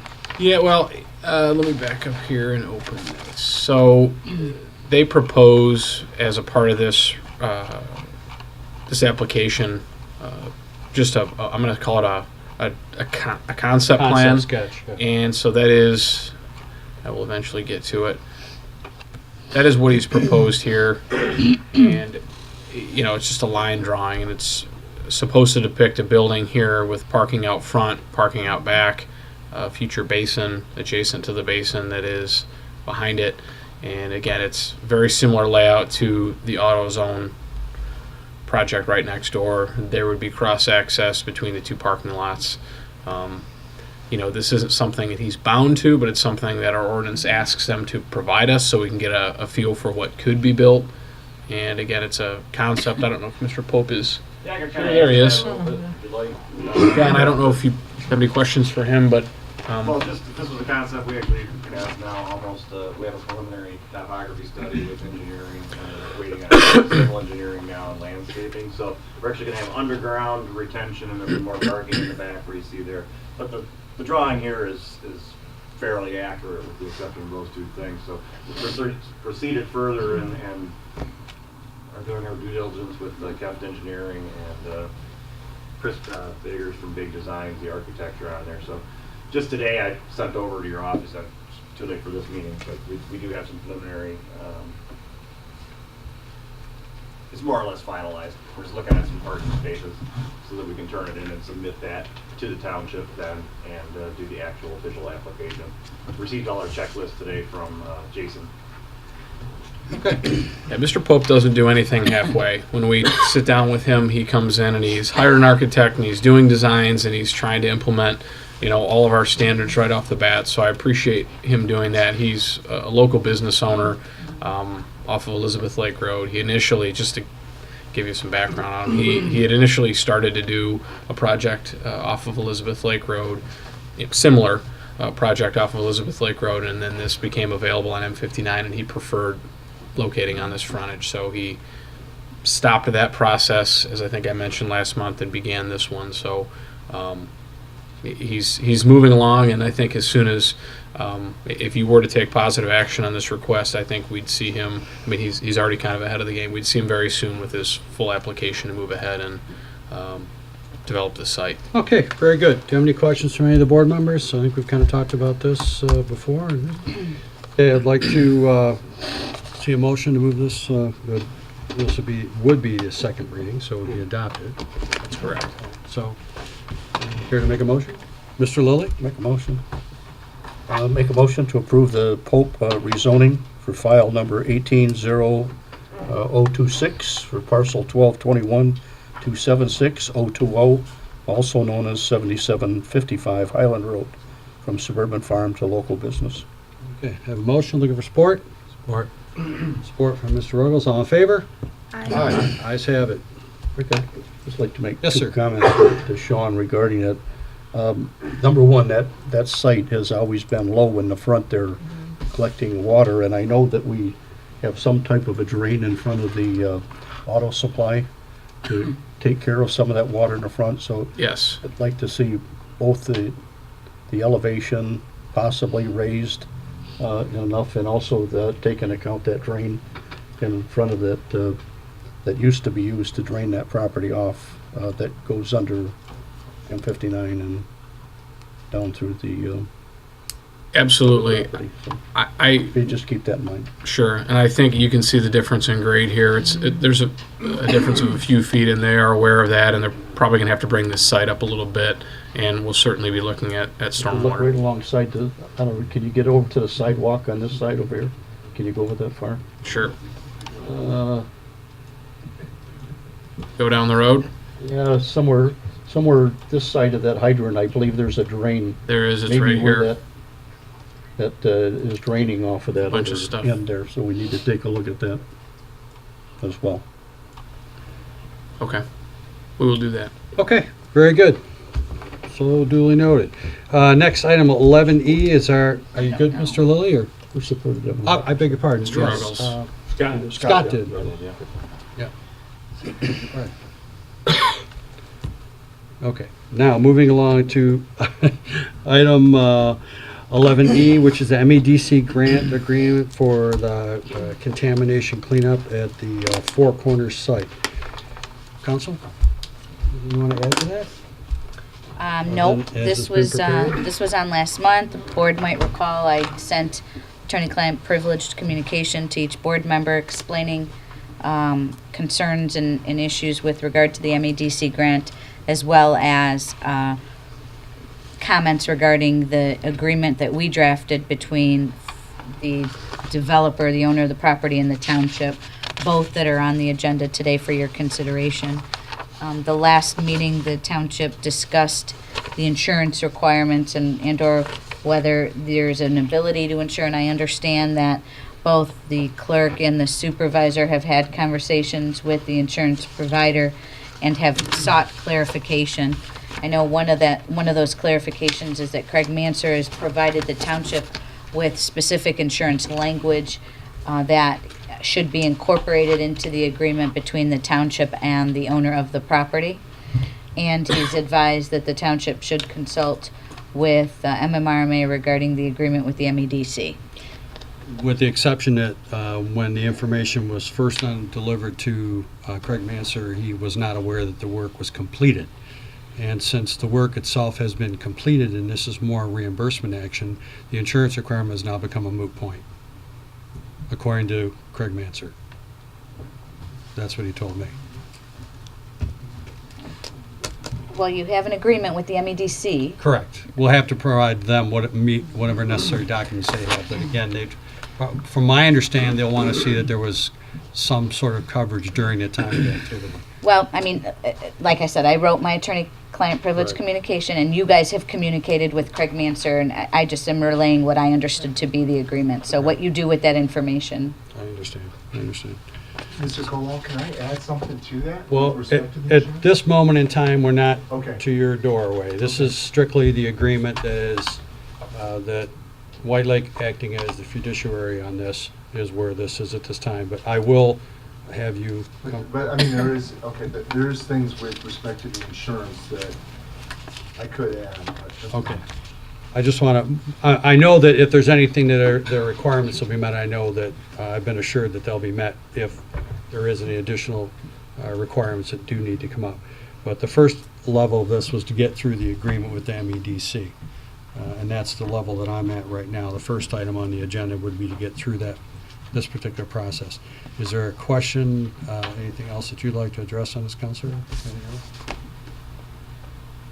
Okay, good. Okay, moving along. Any questions from the board members? Okay. Mike Roman, myself, and Mr. Lilly have looked at this. Mike Roman and I have looked at it at different levels as far as what the township's exposure is. So much of this MEDC grant applications are, I do not want to use the term boilerplate, but they do have some repetitive language in almost every grant that they put out there. And these are just guidelines that the state operates by. As long as we operate within those particular guidelines, there shouldn't be any issues. And as long as we meet the necessary requirements, of which we will. And upon the execution of this, whatever necessary requirements that we may have to, I's and T's we may have to dot, I would like to have the authority given in a motion so that I may be able to do so. So that being said, Yeah, I'd just like to state originally very concerned about the fact of the agreement with the township and any problems that may arise on this issue. But as Craig indicated, this doesn't seem to be an issue that's going to go on for a long period of time. I'm going to assume that, and that's one of the questions I wanted to ask of Randy, that I'm going to assume that this project, that they probably already spent the $250,000. they're entitled to half of that money with some documentation. And I would be surprised if they didn't have enough documentation to really ask for the whole amount of money at this point. So from that perspective, I don't think this is gonna last that long, and the need for the insurance, I guess we're gonna have to trust their agreement at this point, but we always have, as Mike had indicated, the avenue of the forgiveness of the taxes PA 210. to hold over their head a little bit if they don't perform. So I guess I'm a little bit comfortable at this point, more than I was 2 weeks ago, to approve this request. So. Thank you. Is that a motion? Mr. Lilly, is that a motion? I'd be happy to make a motion. I'll let you make the motion. You want me to make all of them tonight? Go ahead. You're doing batting 1,000 so far. I just, yeah, if you let me find it here. It's a motion to approve the MEDC grant agreement in the amount of $250,000 between White Lake Township and MEDC to benefit Four Corners project at the corner of Union Lake Road and Cooley Lake Road, and authorize the supervisor to sign. Thank you. I have motion. Looking support. Support. I have support from Andrew. All in favor? Aye. Opposed? Ayes have it. Thank you. Mr. Martinuzzi, please come forward to the podium, or else you will not be heard. At this time, the Township Board has taken the course to pursue its fiduciary relationship with the MEDC on behalf of Four Corners and looking for the potential reimbursement for qualifying items that were necessary to remediate as much of the problem. I understand you are going to provide us, and we will have an opportunity to review all the necessary documents, as well as it will probably be put past our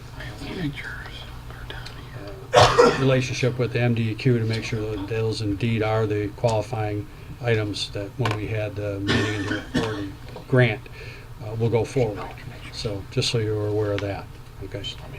Sure, and we would take the responsibility no less and have a understanding from you that what we do for our banks, for our multi-million-dollar loans on this property, you will require no less. Full sworn statements, full waivers of lien. And the thing I was going to add to the insurance is this work already is completed. All the roads are in. The final site is done. Taco Bell's been issued. All the utilities are in. And when all that was done, under all the permits, everything that we do required us to provide insurance. And White Lake Township, as well as J&A, were listed additional insured on all those policies. It was a requirement of everything we did. So even in a retrospect, I believe that even if there was an insurance requirement, it had been met. And yes, we did exceed the $250,000 significantly. We have, when this is done, we will submit for the entire amount and provide all appropriate paperwork. And like I said, the insurance, even the insurance policies that have already been issued when the work was completed, we would be able to probably resubmit those as part of the package. Provide documentation that you were covered at the time. Yeah, that we were covered at the time. The last thing would be,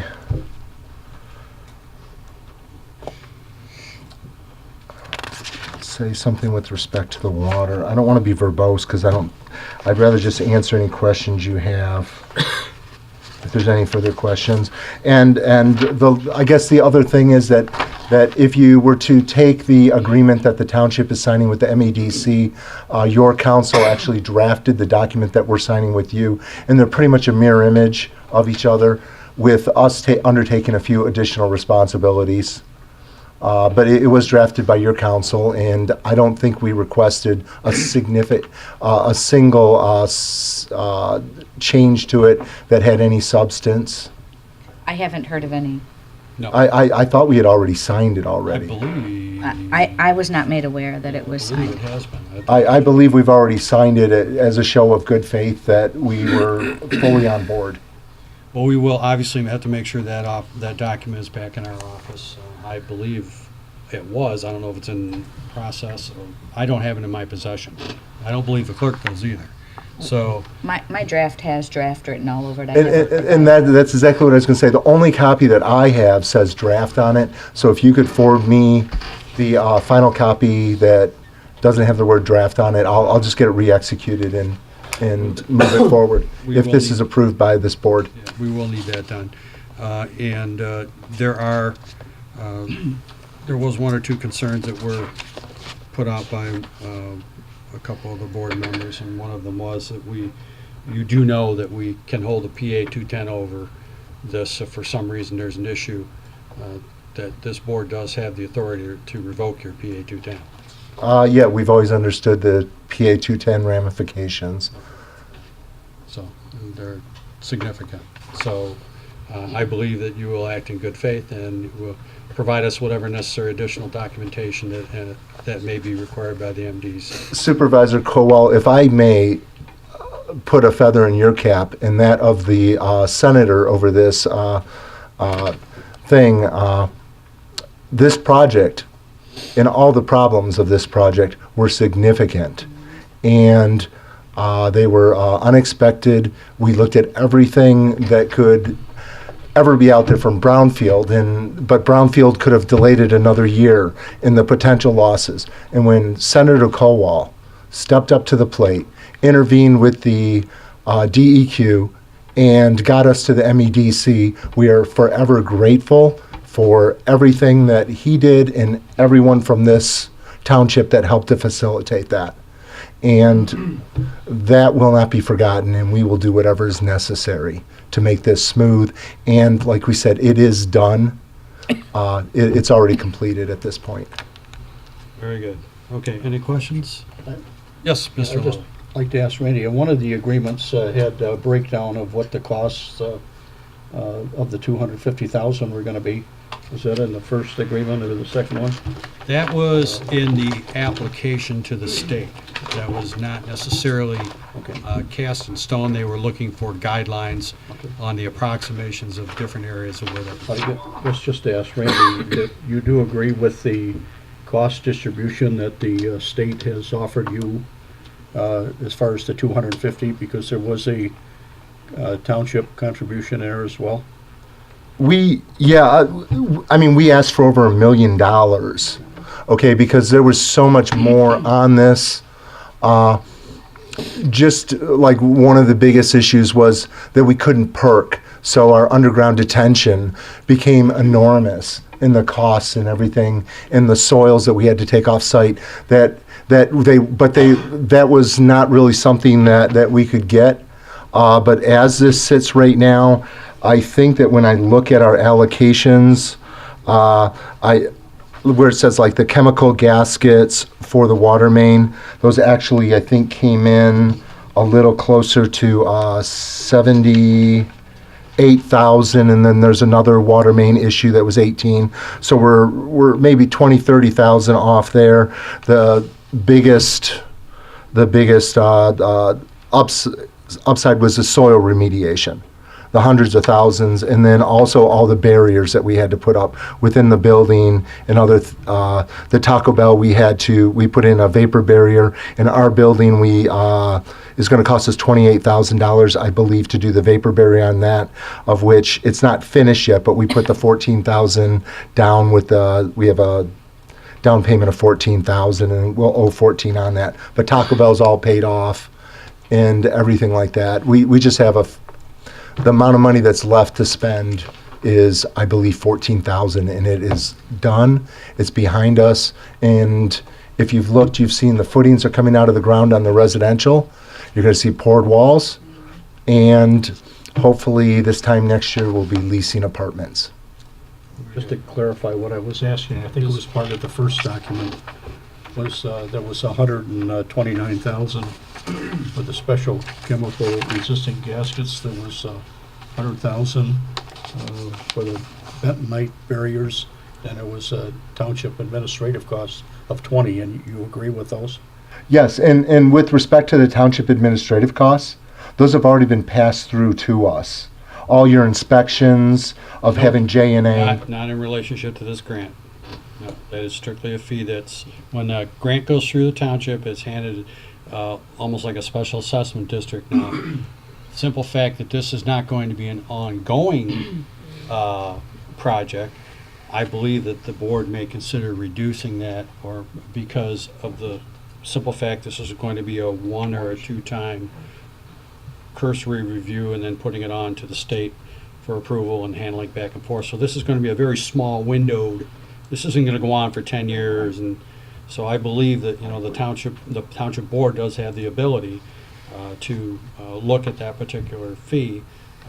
I trust that you will do what's right, and if it's 20,000 of cost, and if that's what you deserve to be reimbursed, then that's what it is. And if it doesn't run near that, and we can get part of that as our recovery of what we spent, that would be greatly appreciated. Understood. Mr. Potter, do you have a question? I just wanted to comment that Randy is correct. They are completing the pressure test on the water main on the north side of the building. That was the permit modification. That will be done probably by the end of the week. Oh, great. Okay. And then the final tie-in will be made, and that's complete. The only outstanding item that that I know of off the top of my head with relationship to this would be the bentonite barriers. They are not completed yet. We're Correct. working on We it. will have to have evidence of the final bentonite barrier on that northern water main. I had not heard of that, so this is a new one to me. The bentonite barrier on the northern water main, would that mean the northeast water main? None of the bentonite barriers are installed yet at this time.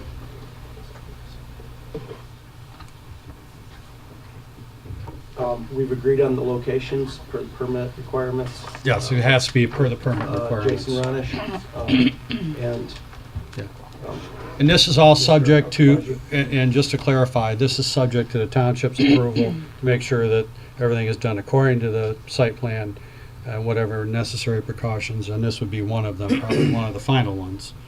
And we'll just do a recap and then go through the process. So once we've gone through the first formality, we'll go through this formality, and then you'll have submittals that you'll have to make to the township to make sure that everything is compliant. Yes, and I mean, that's what we have to do anyway. Yep. I mean, you're not asking me to do anything that we haven't already done with Just- it respect just to happened as-built. Yeah, it just happened to come up, and that was one of the things that was on there. So. I just wanted to clarify because we've been, the discussion was that these items are all complete and they're not all. Okay. I have a job meeting tomorrow, so I will ask about that. You said that Mr. Dyer is on task on that with you and communicating? Yes, and I can forward you those correspondences. I would appreciate that, please. Preferably before my 10 o'clock meeting tomorrow. No problem. Mr. Roman. Hey, Randy, I really had one issue with the agreement between the township and Four Corners, and I just wanted to go on record hearing from you that you understand that if for any reason the MEDC wants that grant money back, once we've given it to you, that you'll reimburse the township on demand, no questions, just give us the money back. You do understand that? Yes, I do. Okay, thanks. Very good. Okay, Mr. Powell. This is more for staff and for you, Mr. Supervisor, because you're being asked when you sign this that all the work has been appropriately performed. So we're actually certifying that it was done appropriately, and that's what the township's certifying to. That being said, I think this township is not only getting a first-rate development, but we have an environmental issue that has really been taken care of. That was sitting there sleeping, and without this development, who knows when it would have been cleaned up. So I think this is a win-win all the way around. Yes, I believe so. It's been a little prickly pear to get through, but I think we're making our way through it. And we obviously will take again, I don't mean to repeat myself, but what information is submitted to us will go through certain channels and be approved, and then in turn, that's when the township will take its fiduciary duty to pass those monies on through for that cleanup. Okay? Any other questions from the board? Okay, looking for a motion? Mr. Lilly, again. Terry's gonna make it. I have a motion to approve the agreement regarding payment of funds between White Lake Township and the owners of the Four Corner Development Project, and authorize the township supervisor to sign. A motion, looking for support. Support. Andrew, support. All in favor?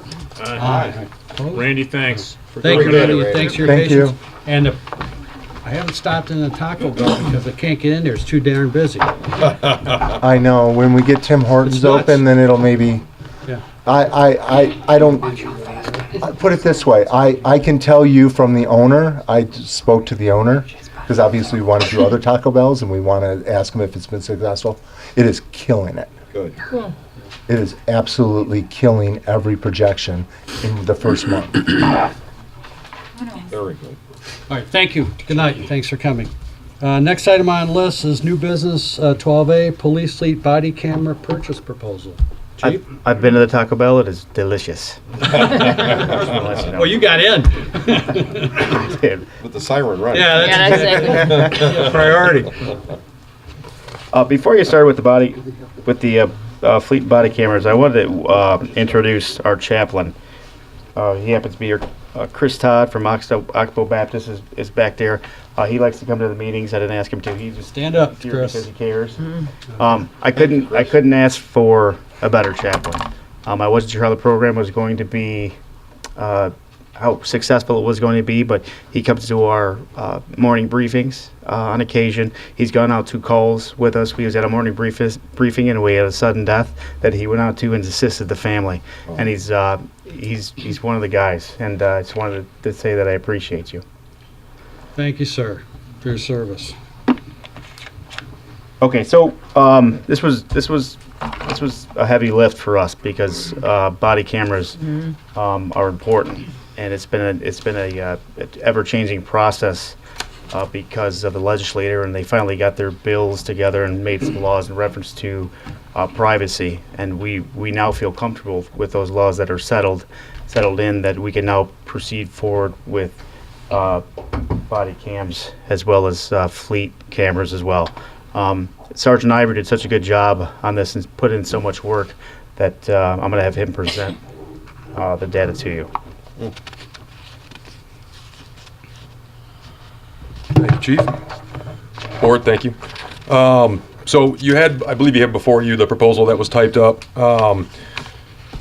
We, in essence, when we looked at all this, Lieutenant Hild and I started this about 3 months ago, and there are 15 to 20 different companies out there that we could have looked at and whatnot. But when we do the market research, it's Axon and WatchGuard have 66+% of the market. With Axon, actually, it doesn't look to be, but Axon actually has more of the market than WatchGuard, even though they have less agencies, because Axon is actually, if you don't know, is Taser. Taser International rebranded themselves as Axon. 10,000 different agencies in the country use some Taser product. We're one of them. So when we got the quotes in, WatchGuard actually came in less than Axon, but I outlined why the expenditure above and beyond the WatchGuard quote was, I feel is, and we feel is appropriate, and it really boils down to the technical assurance plan that's outlined. And what that states is that we're going to get it's a 5-year program. We will outfit our cars. We have 9 fleet vehicles that'll be outfitted with front and rear cameras, and then outfitting 24 body cams to our officers.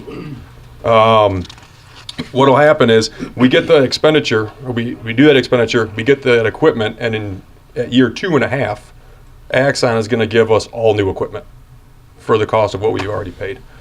And then again at year 5, as our contracts are expiring, they're going to do it again. So we're actually originally purchasing 9 fleet systems and 24 body cameras. which over the course of the 5 years will turn into 27 fleet systems and 72 body cameras for the cost of what's in the proposal. It also is a little bit better with the cloud storage. We won't have to worry about on-site server issues. We have had a problem with on-site server issues before. It came close to costing us cases.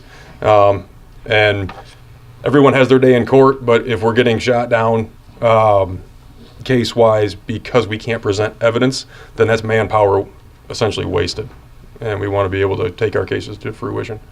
So the data's there. 25 of the major cities that are in the country that have cameras, 20 of them are using Axon and Axon products. And we're talking Houston, Los Angeles, I mean, New York. We're talking thousands of cameras, not just the 24 that we want to outfit with. So it's a company that really, they're on point. So I would suggest that we go with Axon over the WatchGuard system, and we get that stuff in so that we can outfit the new cars we have coming in. It's very interesting that when you read the proposals where Axon, it's Axon? Axon. Yes, sir. I mean, the simple fact that in a 2-year plus period, the equipment's going to be updated. And in another 2-year plus period, it's going to be updated again. So we're going to have basically whatever state of the art they develop in that next developmental period will be at our door, and then the next one will be after that. So it's definitely putting us in a position where we will have the best that we can get. And they do have, I also read something how they'll, they take care of this product if there's an issue, and I feel pretty comfortable going this direction. It's a lot of bloody money for cameras. It is. But I understand, but I also understand that this does twofold. It protects our officers from false accusations, and we all know that we've seen that on the rise here. And whenever somebody can get on the phone, call slippery somebody, I have to be careful not to say something and incriminate anybody, but a particular occupation person that may decide to enact some sort of action against a police force, I'd like to have the information behind us that could be professionally presented to show that our officers did do the right thing at that time. And there were some interesting behavioral statistics that showed that when the public knew that you had a camera on, they suddenly behaved better. They do, and it may come as a bit of a shock that people don't like going to jail. What we have now with our in-car systems, they're great. They show, the problem is they're fixed, and they show what's in front of our cars. And I'd say well over half of what we do, unfortunately, is not in front of our cars. And as a first-line supervisor, I get calls occasionally, people that have maybe gone to jail, people that maybe have not had, don't like being told what to do, and they tend to file some complaints. And when we can go and look at the video and rule out those complaints, I feel like if we had the cameras in the homes, in the businesses, out where it's not just in front of the car, they're visible, they're not huge, but they're robust enough that someone would know that they were on camera. And I feel it would go even further into lowering those false allegations against officers. Thank you. I think it's definitely the technology edge that we need to look at and where we're going. And this is going to be paid for by how? Drug forfeiture money. So we're going to let the bad guys pay for it. All the better. Okay. Any of the other questions from the board members? Yes, Just Mr. Lewis. to go further with your last question about payment, these payments are going to be over a period of time, right? They are. Through Axon, we get, the Axon quote was actually broken down into 2 different quotes, so the fleet system and then the body system. In year 1, fleet payment is $40,740.30. The body payment was $15,388. So that's our year 1 payment for the 2 quotes. And then in years 2 through 5, fleet is going to be $13,078.80, and body is $14,090.40. Mr. Powell. Were you done, Terry? You done, Terry? Yeah, except for making motion. Oh, yes, no, thanks. Older technology, I know police departments had to download each of the camera data into a thumb drive or onto a disk, take it into a server and manually download it. I didn't know with so many body cameras and car cameras, how do you transfer the data from the body cameras and the car cameras to our server? So we would do that like we do now. So our WatchGuard system that we currently operate is just our fleet system. We have antennas mounted out on our garage. They're wireless access points. When a patrol car gets within range of that, it automatically connects to the server. It pulls it to a staging area, makes sure the video is safe and not corrupted, and then sends it currently to our on-site server. With Axon, with cloud storage, it's the same thing, except for as opposed to an on-site server, it would be just an upload server that it would go to, and then it would shoot it to the cloud. Okay, good. So I was trying to make sure we didn't have that manual operation of having to transfer it manually. We don't, and there could be an issue with bandwidth with the body cameras if too many people are in the station at one time. Yeah. However, the docking stations that charge the body cameras are also upload stations. So the minute a body cam gets plugged in, if it hasn't wirelessly uploaded, it routes it through the wired. Okay, good. Thank you, officer. Okay, thank you. Mr. Ruggles. Yeah, I just had a question about the cloud. So does that thing ever get full? Does it cost money? So the fleet quote is quoted at unlimited storage. So we could literally record 24 hours a day, 7 days a week on both front and back cameras, and it's never going to stop. The body camera quotes are quoted out at 1.2 terabytes. And the retention schedule is such that body camera footage typically goes away faster than in-car camera footage does. We can set those retention schedules whatever we want. If we go over or we get close to that 1.2 terabyte, then Axon can work with us. They already said it's not, once we hit that, it's not, you're done. There's not even necessarily an overage cost at first, although to go over it, the cost is fairly nominal. Okay. And again, these cameras, the body cameras aren't running 24/7. Are they tap activated or how? Yep. So when an officer checks on, they would snap their camera on and activate the camera. That puts it into a staging of a buffering type system. So we currently have a 2-minute pre-record on our in-car cameras. So the minute I hit record on my in-car camera, it jumps back 2 minutes and captures everything from 2 minutes before I hit the start button. The body cameras, their suggestion, industry standard is 30 seconds, because typically speaking, when something happens, it happens within that close proximity. They're tap activated. They're fairly fail safe, in that if you keep tapping, it doesn't just shut it off. It has to be held. You have to want to turn it off. So they are in essence on and running 24 or for the entire length of the shift, but it's in a low grade buffer and doesn't actually start getting full 1080p high def until you activate it. Okay, very good. Okay. Very impressive little piece of equipment. It's not very big either. It's about that big. Yeah, very cool. Mr. Lilly. A motion to approve a 5-year contract with Axion not to exceed $165,000 for fleet quote of $93,055.50 and body cameras in the amount of $71,749.50, including enrollment of the TASER insurance program, and authorize the supervisor to sign. I have a motion looking for support. Support. Support from Mr. Powell. All in favor? Aye. Aye. Ayes have it. Thank you. Thank you very much. Thank you. Thank very, you, Very good report. Sergeant, thank You're you. still up. So kind of, sort of, I think. Yep, I'll stay right here. Okay, tentative agreement, the Michigan Association of Police. We have a tentative labor agreement? We do. We met with the patrol union.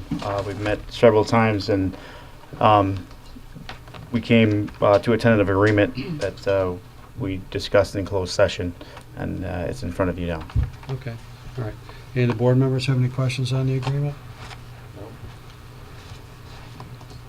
Okay, I think everything, there really wasn't anything outlandish in there, and I think the department has its loyalties to the township, and we appreciate that very, very much. Yes. So with that, I'd like to make a motion that we ratify the tentative agreement with the Michigan Association of Police for White Lake Township. Is that a motion you make? You're That is a making motion. Okay. I'll support it. I have a motion, I have support. All in favor? Aye. Aye. Ayes have it. Thank you very much. Appreciate it. Painless there. After the fact, right? Thanks, guys. Thank you very much, gentlemen. Well, see, Verizon Cell Tower, preliminary site plan view. Mr. O'Neill. Hello again. I'm going to try to bring this up here with my typing skills. John, are you a good typer? No, we'll be here a while for sure. Okay. Look at that. Okay, this is the Verizon cell tower west for actually locations at 1240 Bogey Lake Road, which is behind Sunshine Nursery. So again, it's located at 1240 Bogey Lake Road. Parcel number is 1229-476-004. This property is approximately 12 acres in size. The Planning Commission, because this requires special land use approval, held a public hearing on January 3rd to consider this request. And it's got plans, so I've got to mess with the layout here. And we had actually there was a public hearing on December 6th, and there was further information that was needed, so it was tabled at the applicant's request. Cell towers in the state of Michigan are required to be considered at a pretty aggressive time schedule, so the applicant requested that it be tabled for a month in order to get some information back to the Planning Commission for further consideration. And then on January 3rd, really no one showed up from the public to speak. We had one person speak at the public hearing on December 6th, which it's in a residential area. I was surprised at the low turnout, but that's what we got. The Planning Commission recommended approved the special land use and recommended preliminary site plan approval and final site plan approval to deal with it all at once. It's a pretty straightforward request. So at this point in time, this proposal is before you for your preliminary approval, which would effectively approve the project. There are conditions that are laid out in the review letters and in the Planning Commission meeting minutes. They're pretty straightforward. A couple of things I wanted to call out that changed from the first time we saw the project to the second time. They had to relocate the tower. It was this is a 400-foot wide parcel, and the tower is 195 feet tall. I think with an antenna, it actually is 199 feet tall. So it had to be located right in the center in order to meet the fall zone requirements, and so they did move it after the December 6th meeting. In addition to that, they added some trees that will buffer the enclosure that is on the ground. Obviously, you're not going to buffer or hide a roughly 200-foot tall tower, but the mechanicals and the building that is fenced in on the ground, they asked for additional trees, so they are planting a double row of 6-foot high pine trees along the fence in order to help kind of screen the ground unit. One of the things that we require is, I call it more of a perspective, and let me zoom in here, but it's a the technical term is a photo simulation, and I think this is important. Not everyone has the ability to just picture how something will look out in the world. So you can see here on this map, the tower location is right here in where the yellow pin is. Sorry, this is not cooperating. So there were 3 photo simulation perspectives, I'm going to say, taken, and they're numbered.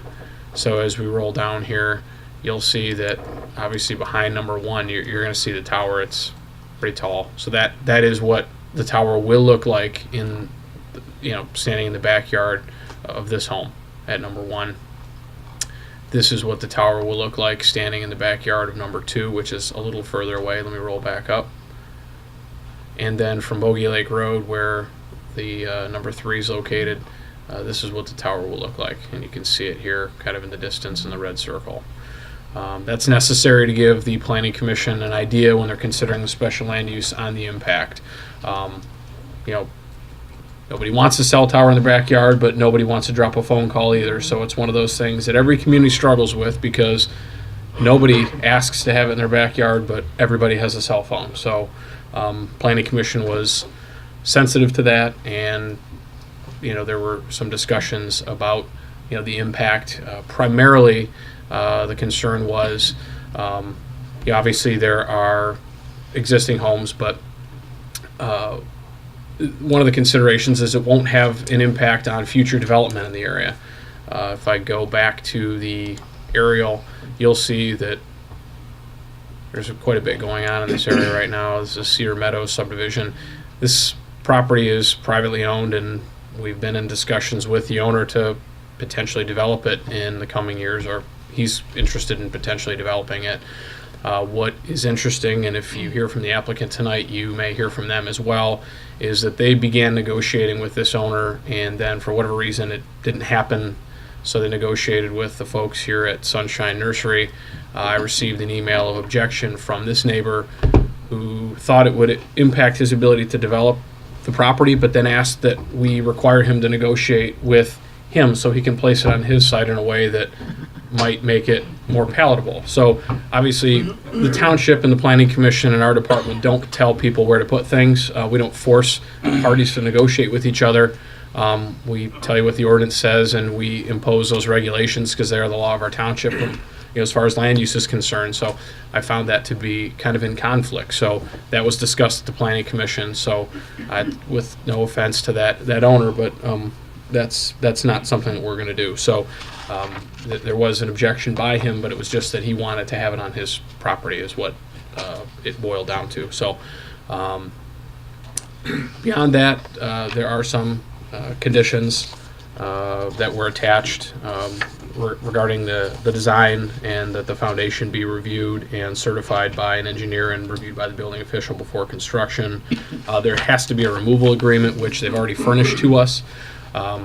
Beyond the time restriction, and we don't see these very often, so forgive me as I kind of go into detail here, there's a monetary restriction on what a community can charge a cell tower applicant, which is low and unreasonable, and in my opinion approved by somebody who has a lobbyist interest in mind, and not a planning department or a township board that has to deal with these, because there's no way for the dollars that we're allowed to charge you can get this through a reasonable process that requires a public hearing. It's frankly absurd and embarrassing, but it's nothing you've done. It's something our legislature in their infinite wisdom has forced upon us. So I'll get off my soapbox and just simply say that these applicants, being aware of that, have stepped up to the plate and paid all of the fees beyond what they're required to pay by law, and I just wanted to acknowledge that because they didn't have to. They did it to be fair and reasonable, and obviously this township and its residents shouldn't be subsidizing cell towers, and in this case they are not. So I wanted to acknowledge that.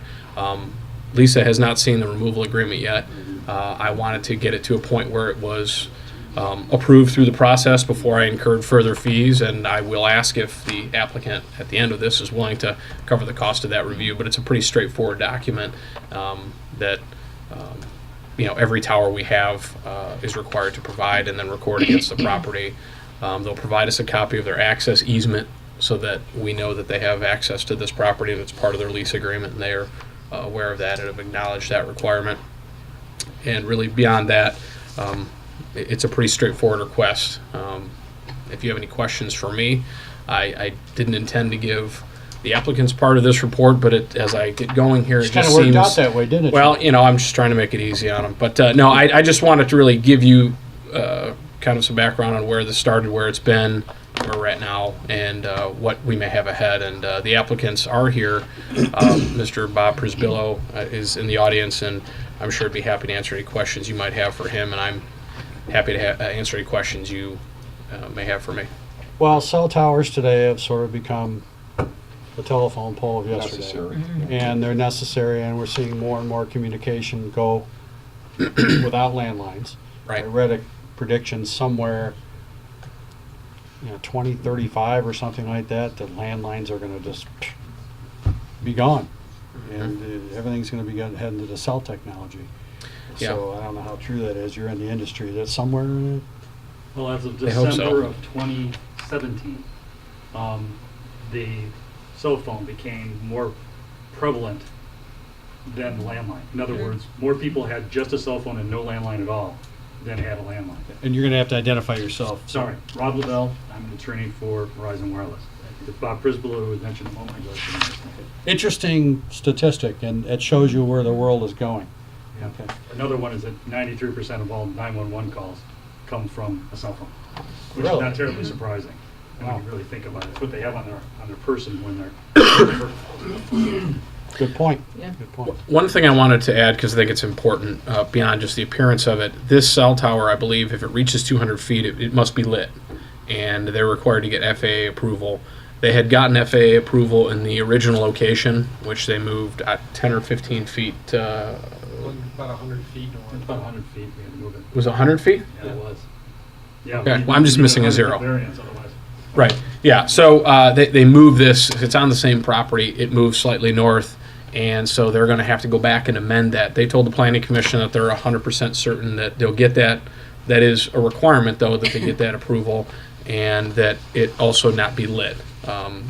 Again, once it hits 200 feet, my understanding is they have to put lights on it, which makes it more impactful to the neighbors and more of a maintenance issue, as they expressed to the planning commission, because someone's got to go up and maintain those lights at whatever interval.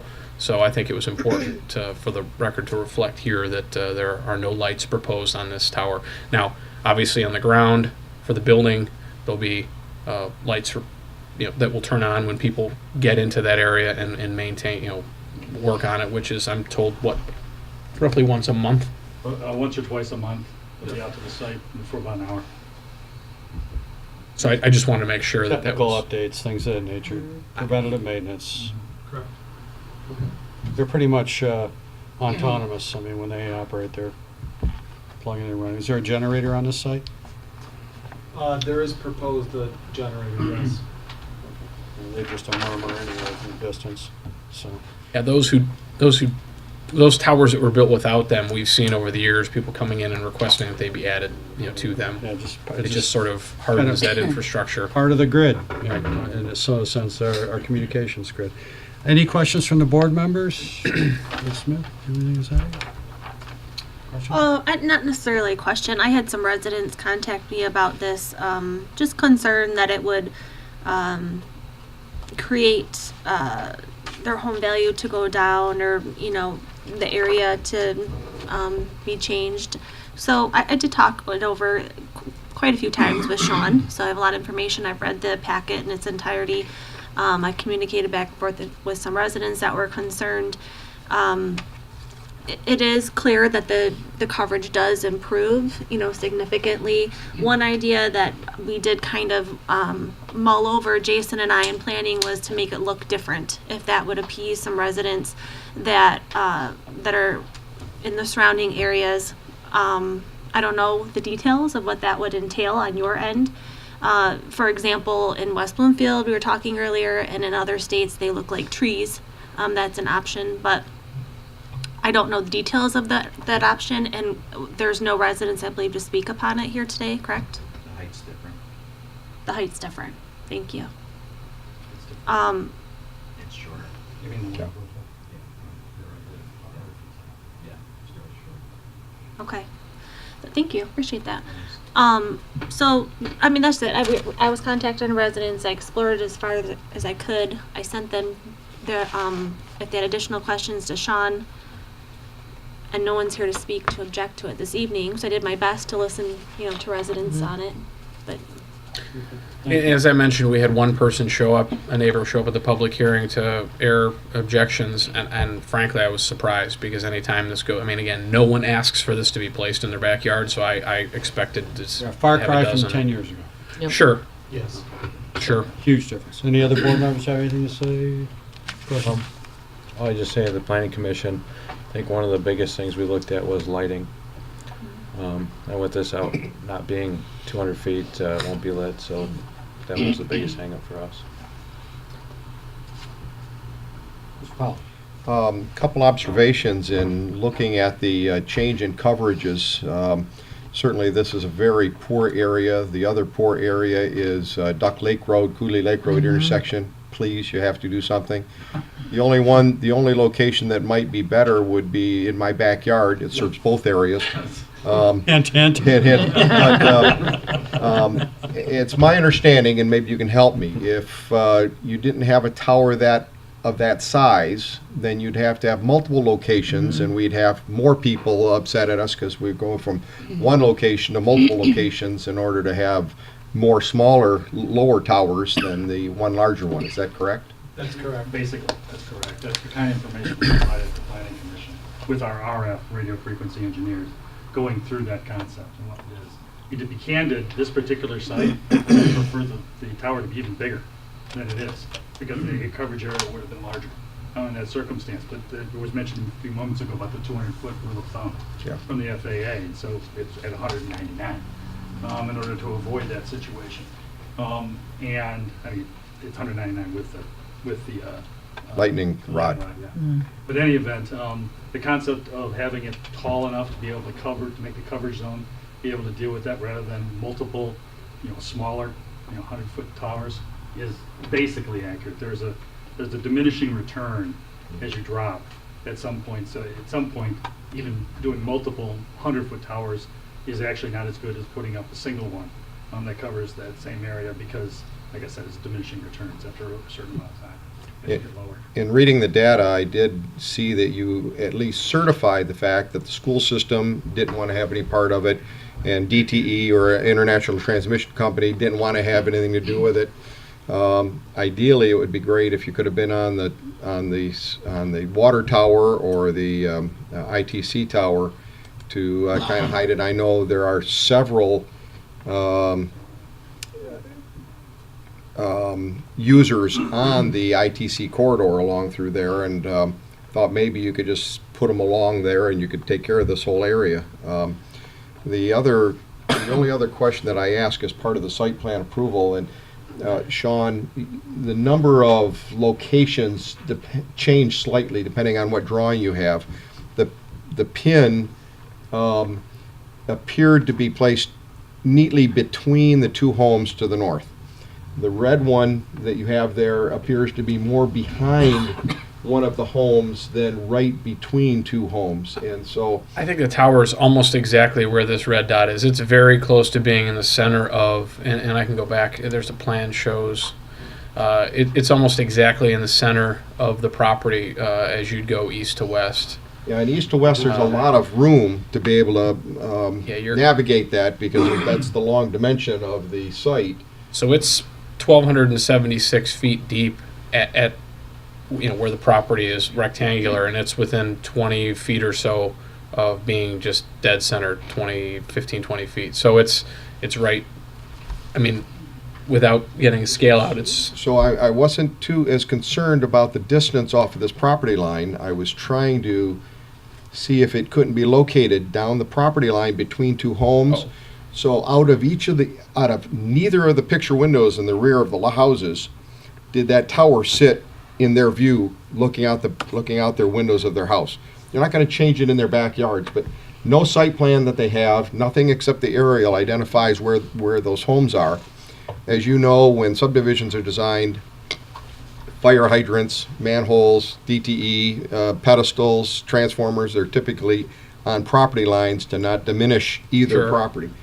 So if there was some way that it could just be swung just however many feet you need to position it between two homes instead of more behind a home, I would certainly prefer that. And I don't know if the owner, see the yellow is virtually identified right between the two homes, right down the property line. Right here, you're saying? Yeah. The red one is off to the east a little bit and appears to be a little bit more behind that home to the right. I would say the yellow one is more accurate. The yellow one is indeed more accurate. The red pin that you're seeing and the other one, that's Google Maps. It's just arbitrarily. That address. Then It's not showing where the tower is. That's kind of the answer I wanted, because... On the yellow one? Please. Sure. So you That's can the see- tower location. You can see the tree line and the property line between those two homes. It's virtually Just- on that line. Just offset slightly, maybe to The red was further to the east. The red pin was further to the east. And so I like the yellow, and if staff could just make sure that that is somewhere between those two homes precisely, that would certainly help. And I would just say, if your motion includes, if you are to make such a motion to include the, this specific, it's part of the packet, this specific exhibit, and to confirm that it's, at that location. then. The yellow pin would be in my motion. That Yellow is pin on correct. the locate, on photo sim sheet 1. Okay, any other The questions? only concern we would have with that is that the yellow pin is not designed, it doesn't have the same precision that the site plan and survey does, which shows precisely When where I- we're going to place it. Yeah, and I'm not saying they're not going to, Survey this isn't surveyed, I don't think he Yeah, means right. to the inch or the foot, Yeah, but I think right. he's saying in general down that line, and I don't know. In general, yes, it's going to be along that line, in general. Right, 'cause the issue we have too is that we also have to, we have relocated and placed the lease area and the tower where it will work with what the property owner's future plans are for that property, because they have future plans for that property in terms of expansion of the nursery or development or whatever the case may be. So we had to walk that property, and they were cognizant about where we went. They didn't want us all the way back in the back. They didn't want us all the way by the greenhouses. There was a general location where they wanted us. I don't think you're proposing to move it. I am not, and quite frankly, I don't care about the existing property owners' concerns. You're paying them very well. I am more concerned about the residents that are going to be looking at that tower, and I would like it not to be located behind somebody's home, directly behind somebody's home. So if we're talking about moving it 10 feet one way or the other to scoot it out of the way of the view from out of their homes, that's what I'm looking to have done. That, we can agree to that. We definitely can agree to that. I don't know that it's going to take much more than that, given this. I agree. mean, there's, I don't think you're going to have a heck of a lot of choice in any window. You're going to see that thing. You're going to see it, but there's a difference between standing right there and looking straight out. Understood. Okay, that being said, Mr. Supervisor, I will move approval of the preliminary site plan for the Verizon cell tower located on the property, Sidwell number 12-29-476-004, otherwise known as 1240 Bogey Lake Road, as recommended recommended for approval by the Planning Commission, subject to the staff verifying that it is close to the property line between the two homes to the north.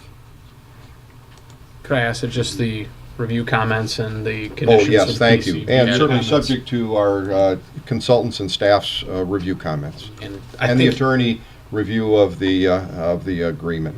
And I would just say the planning commission conditions as well. Yes, thank you. I mean, you referred to their approval, but just specifically, Yes. yeah, thank you. I have a motion looking for support. Support. I have support of Mr. Ruggles. All in favor? Aye. Ayes have it. No more Just drop one calls. final thing, just to make mention. Yes. The removal agreement that's there is one that you and I actually worked on, whatever, 8 years ago. Oh. It was actually one that you and I did, so it's the same one.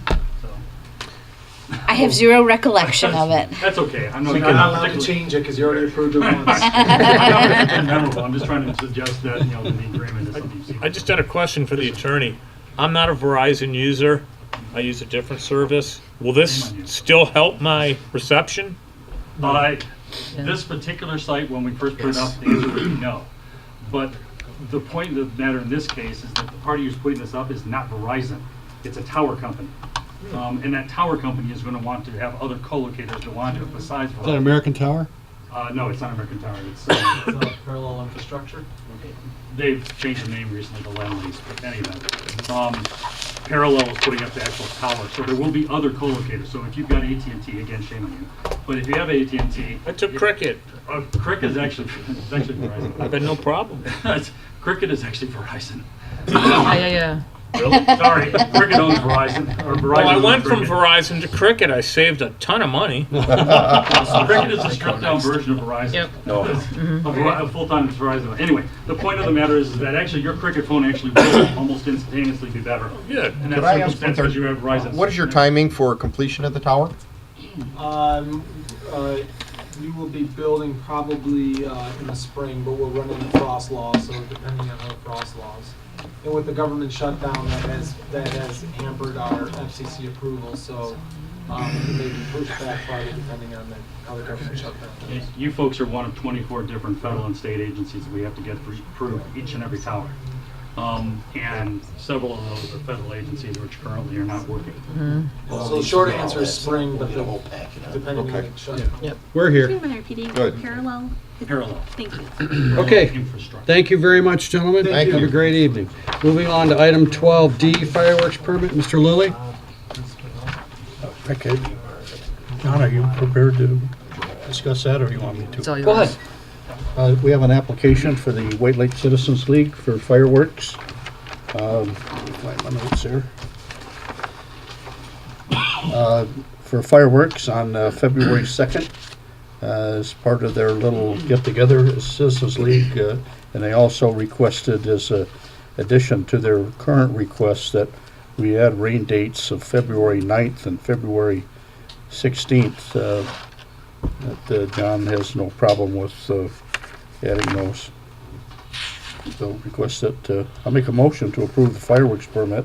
Terry, I for just the have a White quick Lake Citizens question. League. Terry, you said it was the 9th and the 16th were like the rain dates for it? Mhm.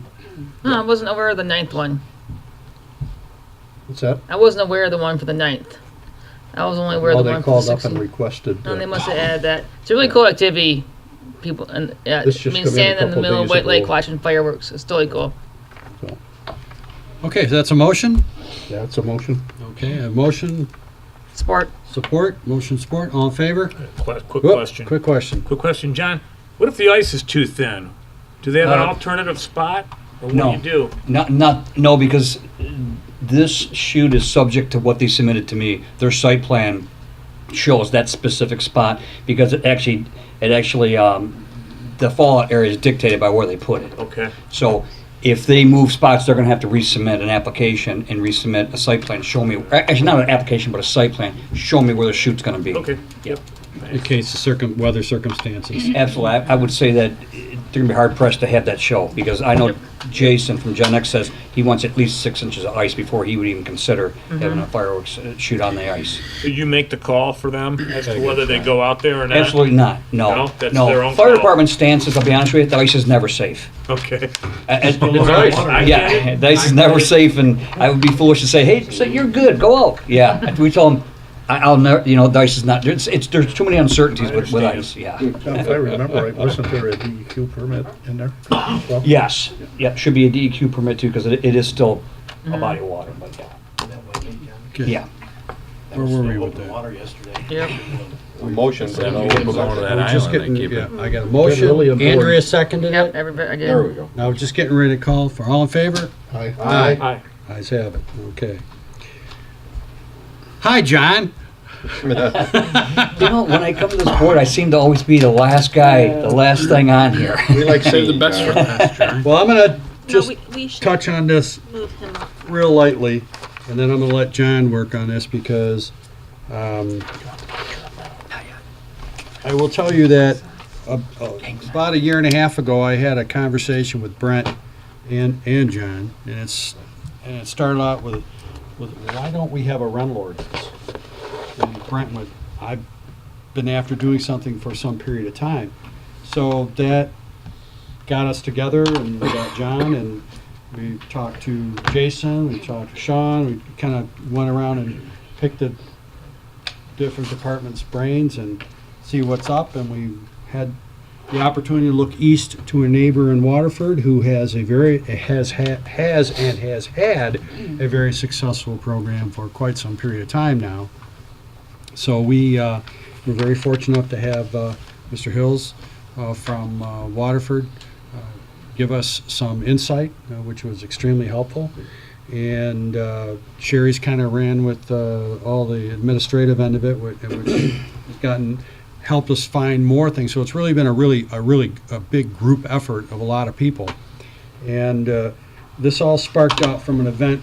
It was kind of like the coup de grace, so to speak, that really kind of put it over the top. I'll let John get to that, but I'm going to let John do the presentation. And I think there was a little. We weren't really going to talk about the fee schedule tonight, and I'm not quite sure how that got on the agenda. We're just going to have some rental property ordinance kind of like conversation, and then all of you will have an opportunity to look at it and kind of take it in and weigh in on it. So, John, I'm going to let you take off, and I'm going to excuse myself for 1 minute. Sure. And I'm not going to go through the purpose. I think we just want to establish mechanisms to promote health, safety, and welfare to the general citizens here. We want safe rental property. And not having anything in place, it's difficult to have authority to go onto somebody's property. And with the fire department, we're not going to be doing the single-family homes. That's going to be Brent's department. The fire department, our inspections are going to be more geared toward the multifamily, the apartments, the motels, and that. This document, believe it or not, has been really condensed. It was a lot bigger. When I first brought this to Lisa, she says, "Wow, I've been looking at other ones. We've got to bring this thing way down." There was a lot there. Before we really get into it, though, there is some couple errors on page 2. If you guys have that, there's a clerical error under section 3. It should say shall rent or lease to a tenant. And our I don't know how this happened, but some of our section numbers are out of sync.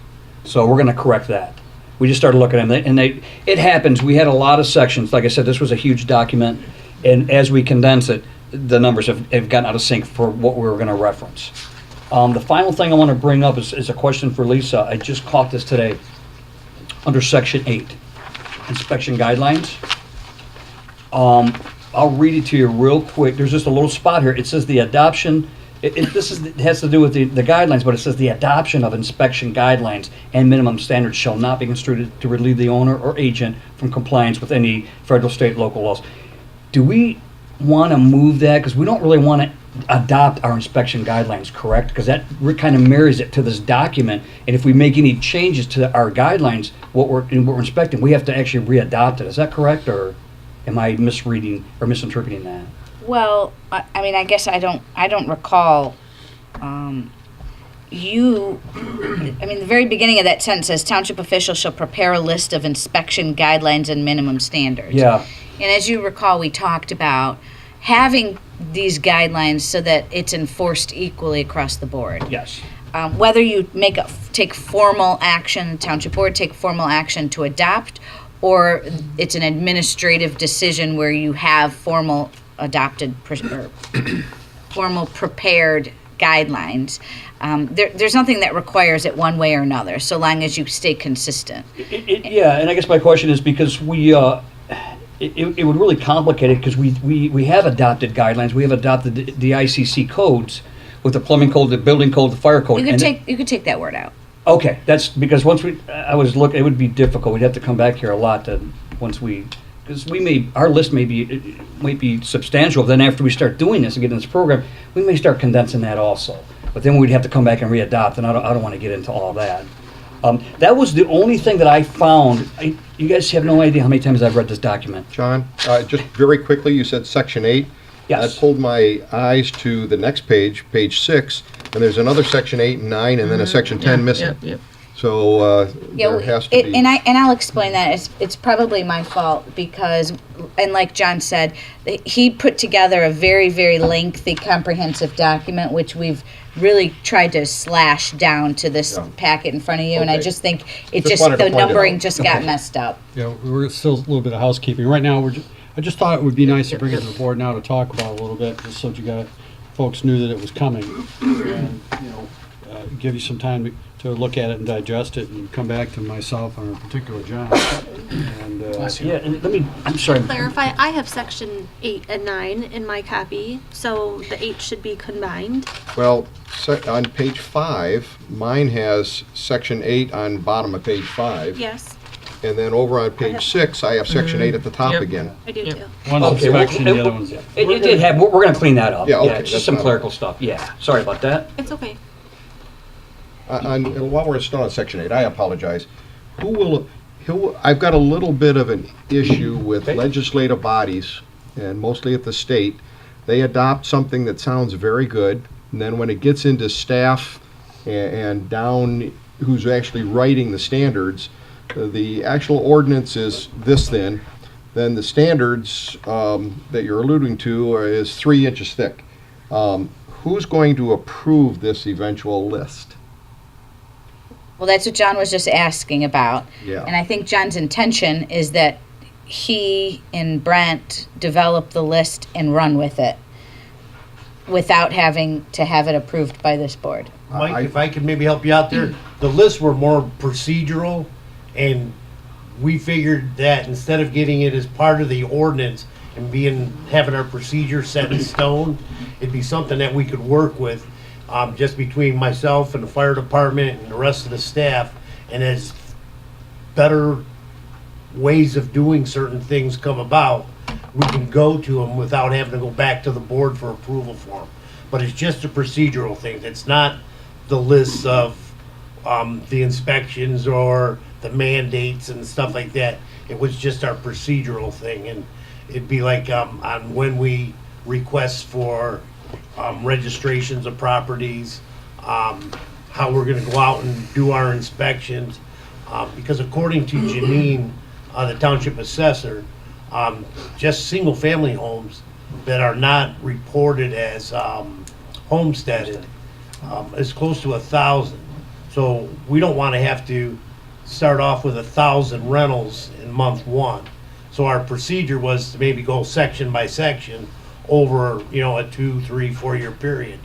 And those were the things that. Yeah, there's going to be this will be Johnny- implemented Right. in a sequence. It's just impossible to just Yeah.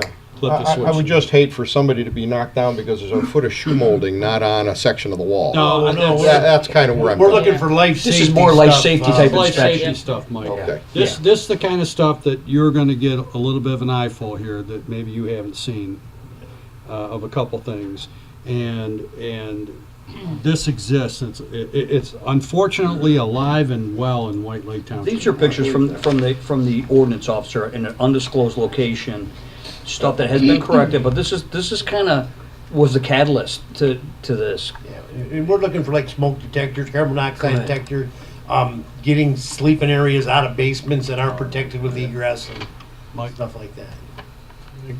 Nice charred electrical. Is that bad? Now, those are roaches. So that's a roach farm. Okay. Awesome.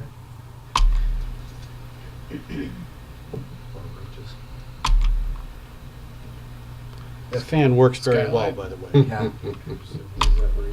No smoke detector. Not Used to be good. one there. That's kind of what they were trying to cook on next to the sink was duct tape. See the duct tape around the front of it? Oh, yeah. And the heating element, the electric heating element? That is a lot of condensation in the window. You can see the mold growing. Yeah. Shower. If you zoom in on that outlet, Smoked. yeah, look at the top of it. It's been burnt up. Like I say, this is all about just public safety and welfare. This is what we're doing. It's not a moneymaker because it never will be a moneymaker, and legally it can't be. It's going to be a lot of extra work on us, but to me, it's that important. It really is. We have to have this in place to protect the residents of this community.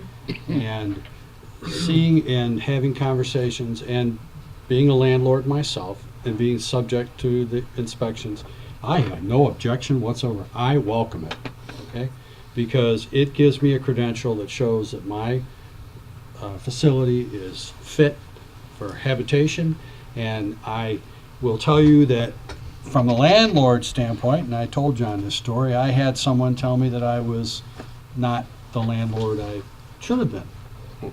And lo and behold, I could produce this document, and I had this, and this individual didn't even know that you had to have this in Waterford. And when that was produced, all of a sudden the song changed, and well, it wasn't such a bad place after all. So there is some protection to the landlords.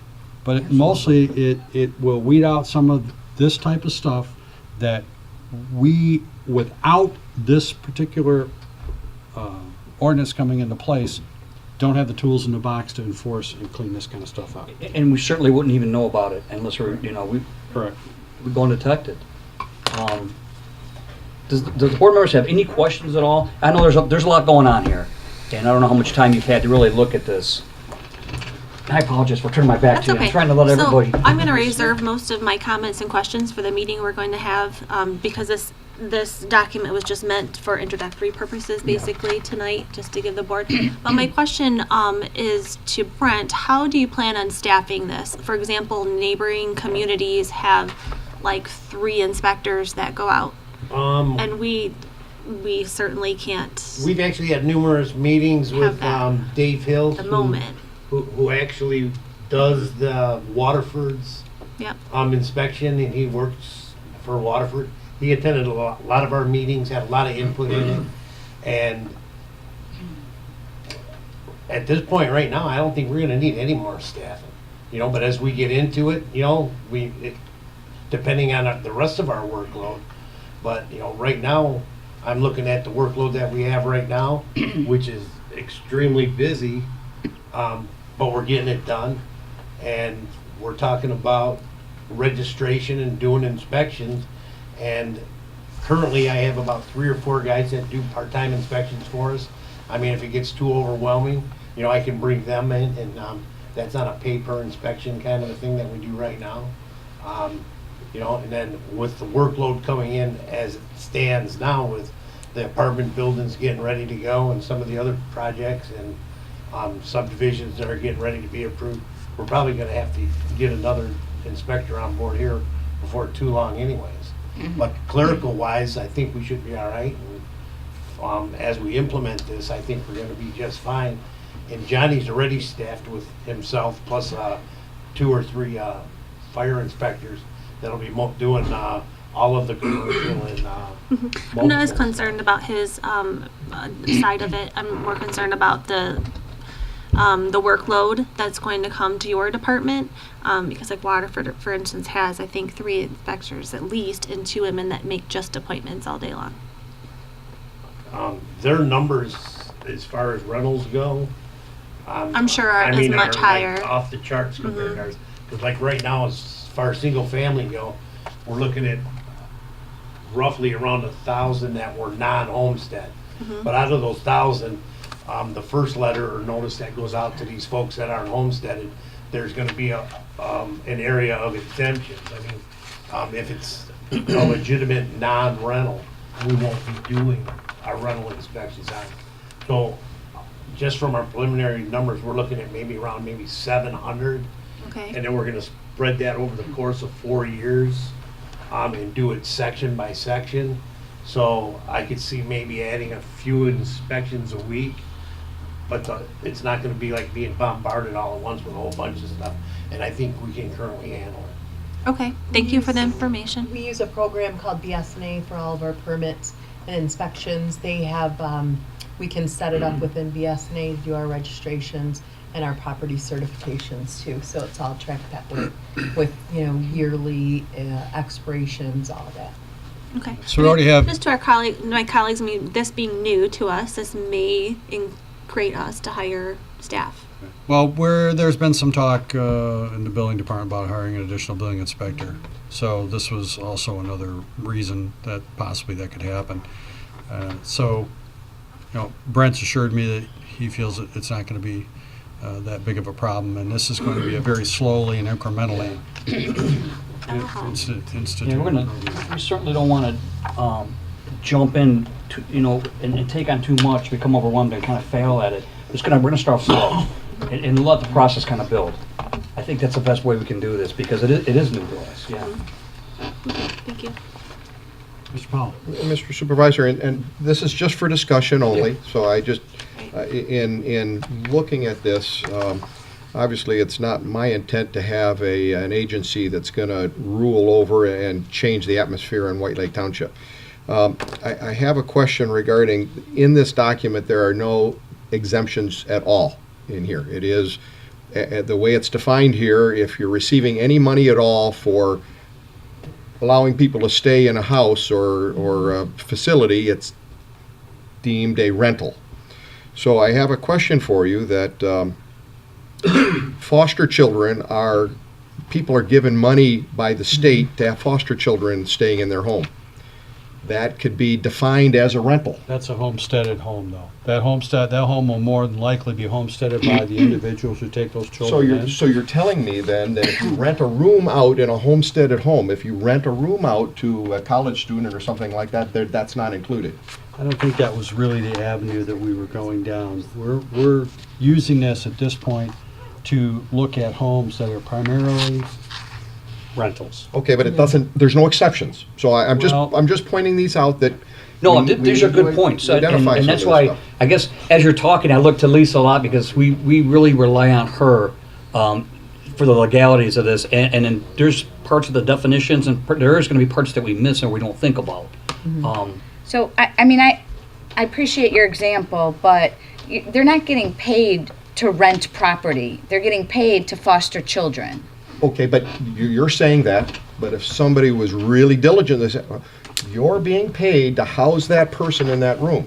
It's just a discussion. Why not? If it's not meant to be, then we ought to exempt that from the list. Yeah, I understand that, and this may evolve, and that's why we're talking about it now.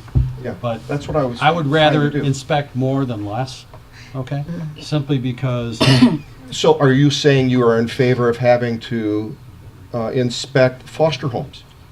No, foster home is going to be a homesteaded. The exemption that we have here that are rental properties, and the rental properties is a non-homesteaded property or an apartment. That's not defined in here like that, though, Rick. So we need to make sure address that. A little clearer. If I can, I mean, this is obviously meant to have this type of discussion. The problem with putting exceptions in is then you're calling out one exception. You're going to need to call out all the exceptions, or someone will then say. I'm not done yet. So there might be more exceptions. Well, no, I'm just saying though, and that's why it's defined the way it is to say that it's property for which the owner receives payment from occupants, known as tenants, in return for occupying or using the property. And so we felt that the way we defined it covered the intent, and that is renting property. Now, if we put an exception in for foster children, then what about group homes? That was my next. And that's the problem, is you have to list every single possible scenario. I believe, Counselor, that you could say, like this type use, to give some guidance to the person interpreting. You do that all the time. You don't list out in our ordinance every single exemption that we come up with, otherwise documents would be that thick. So I'm just, this is just discussion, guys, and so I'm pointing out things that I was a little concerned about.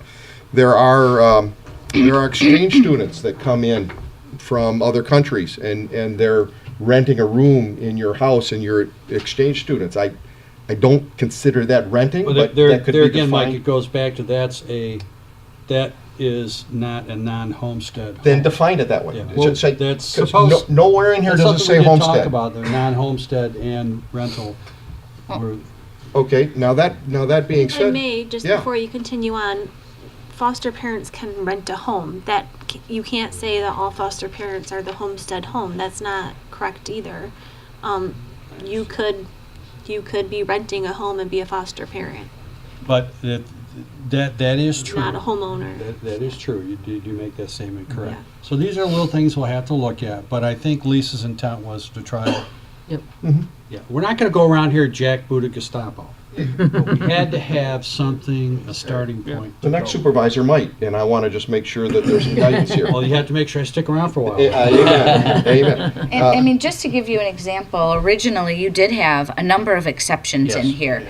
And one of those exceptions, I think, was family members who are staying in, I think the exception was if you owned the property, you're allowed to allow your kids to stay there or other family members to stay there. And that was an exception that was listed in here. And I said, why do you need that exception? They're not paying rent to live in the home. And so when we talked about it, we were all in agreement, that's right. It doesn't meet the definition. Let's just take it out and let's clean this up and simplify. And that was just an example of some of the discussions that we had. Okay. Hold on a second. Yeah, just in addition to that, so you're talking about on page 2 here, the bottom line where it says, occupancy of any rental property by any person other than the owner or immediate family member of the owner shall be presumed to require a rental registration. Yeah, that's where I'm concerned. That's well, it's so which is it? What? That says so you got to have a rental registration. Yeah. If you're other than immediate family member, so define them. So other than son or daughter. Yeah. Yep. So then now it's a rental then, Well, but there's no money exchanging hands. If there's no money exchange, the whole But intent then is you your- still want it to be registered. Right. Well, no, if they're not running, they're running means there's money exchange. They're paying for a room. I understand. And that's what the intent is here. If it's immediate family member, one of the things I put in here was because of that is because some parents let their kids live there, but they do charge them room and board. But they're not really. This is not our intent. It's for the kid, But I don't want. But if it's a distant relative from another state comes in and he is truly renting that room, it's why we say immediate family. I hope that makes sense to you. It makes sense to me in my head, but I'm trying to explain where it makes sense. Somewhat. I just feel like if somebody has a homesteaded place, and you can have homestead for other reasons, right? Other than just to be your primary residence, and you let your cousin stay there for free. I don't know if that should be a rental property. And there's no money exchange. If there's no money exchange, it didn't Doesn't meet the it doesn't meet the definition of rental property. Rental meaning money exchange. As it does in this line. But there's a definition, higher up on that page, there's a definition for rental property. Well, maybe they should be the same. Maybe they should say the same thing. But if my uncle comes into town and wants to stay in my home for a month and says, you know what, thank you so much, here's $250 for letting me stay here. In a sense, I'm breaking the rules and I should have known that, and I have to go out and get a permit from you guys and have you inspect before my uncle can come in and stay in the house.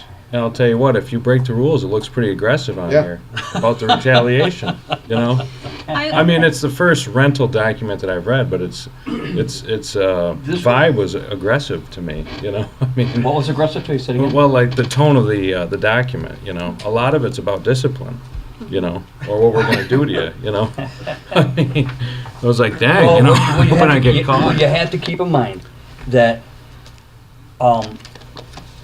the whole intent here was not to make somebody whose uncle's coming into town for staying there for a couple months and giving you money. The whole idea is a person who is renting a home to a tenant, and that tenant's paying them monies to stay there. And that's the intent of this. And then we have to have some recourse, because what if we go in and we inspect that property, we find it deficient, and that landlord absolutely refuses to fix it? Well, we have to have some recourse. So you're right. Some of it might sound a little aggressive, but there has to be recourse, because then the whole rental agreement really it's not really worth anything it's written on if we're not going to follow up and follow through with that. That's true. It can just be kind of scary to, just a guy that has a house that's trying to rent it, that's trying to follow the rules that. Right, and I don't think this township. I mean, I can speak for myself. I write very few citations. I would rather get compliance through education and work with them. And I know Brent's the same way. Our intent, again, is not to go out and write them municipal civil infraction tickets or make them leave the home. That's not what the intent is here. We're going to work with them. There's time, because it falls under that ordinance. That ordinance requires us to give them time to mediate certain and mitigate certain things within the home, as long as it's not an immediate life safety issue, of course. Well, let's back up just a minute, because I'm not convinced that we're concerned about the results of your inspection. Okay. It's more, at what point do I, as a property owner, have to decide that, I may have somebody come into my house in August, and so therefore I have to go in and sign a form saying that somewhere down the line I might rent my room out for a month, and how do I make, you're putting the burden on me to come in and do that when my house is perfectly acceptable. You'd probably not find anything, but now I have to pay a fee to apply on the if-come that I might rent a room out to my uncle that's coming into town in August. And that's really the issue a little bit more. I have a couple other things. There is a group that swap homes. You know, if I wanted to go to Europe, that Europe person comes and lives in my home and I live in their home. Airbnb. That's a little different than Airbnb. So that is, you could construe that as you're getting something for allowing somebody to live there. So do I have to fill that form out and get my house inspected before I can trade with somebody for a couple weeks on a vacation? That's an issue. Airbnb was a good one. Now they control things really well. So you have to have the house inspected and you have to have everything up to before Airbnb will allow you to rent a home out. That's a company though, right? Is that Airbnb? That's not really a true definition of, because there's a lot of bed and breakfast places out there, correct? Or am I? This is a group that allows you to join, and if somebody wants to stay in White Lake and you're going to be on vacation, you can let them stay in your house for a fee while you're on vacation someplace else. And so does that mean if you decide to do that your primary residence, you have to get approval from this township in order to rent your house out for that week? Yeah, that's not the intention. This wasn't for principal residences. I think the intent of this, especially in regard to single-family homes, or when you have either a rental agreement or a lease. Because typically, when you're going to bring money in and you're putting conditions on someone, you're not going to do it without one of those two. Well, then that should be in there. Well, I I think disagree. this was this was just the first step. We're just talking then. And I think we all realize we'd have to tweak this, but why do you disagree? Well, I mean, there are a lot of people out there who rent their property out without a license, without a lease, or without a rental property agreement. That's news to me. Well, she's right. I mean, I'm talking single-family homes. I am too. But you're also trying to solve the pictures that we saw there. Exactly. And 99.9% of the people that do exactly what we're talking about, probably you're not going to have roach-infested bathrooms. And so if you're trying to solve that issue, don't come down on the people that Uncle Fred wants to come in and rent your bedroom for a month. Again, that's not the intention here. So you don't need to. I'm good. I know. So Okay. the next time around, I don't want to have to answer these same things, at least respond back to Well, them. maybe reach out to John or Brent with some suggestions that can be incorporated in the next draft. You may not like my suggestions Well, because... Make them anyway. You're gonna. We don't like half of them anyway. That's true. Go ahead and make them. I mean, I guess I don't know the other direction to go Soften because it they a little worked. We all worked pretty hard on getting to where we are. You're not satisfied, and so maybe offer some suggestions of changes that you think would make this work. I don't know if I'm not satisfied. It's just issues that came up when I was reading it. But it's easy to say, though. I'm not trying to give you a hard time, but it's easy to say, what about this, what about that, what about this? Try to come up with the wording. Okay. All right. Because that's what we were struggling with in adding exceptions. What if we put one exception? Then does that mean that there's no other exceptions? And our intent is we just mean this exception? So you know how this works. There are people in departments that really like to overstep their authority of power and say, I gotcha, and this reading here says that, you're going to do it. Or you're going to jail. Or your house is condemned, or whatever. That's what I want to prevent from happening. And you need to strike about every law off the books, because every law that there is has the extreme. And again, Job security. This is something that is Waterford has no history of throwing people out on the street, and I would say a huge amount of this comes from their program because we thought it was an effective and workable program. And the enforcement that they've had, and they've got a 12 or 15 year history now, something like that. I can't remember how long it is now. And they've refined it down. And working with Mr. Hills, he helped us come up with a lot of this and how he felt were practical, helpful approaches to solve the problem. You can take anything and interpret it.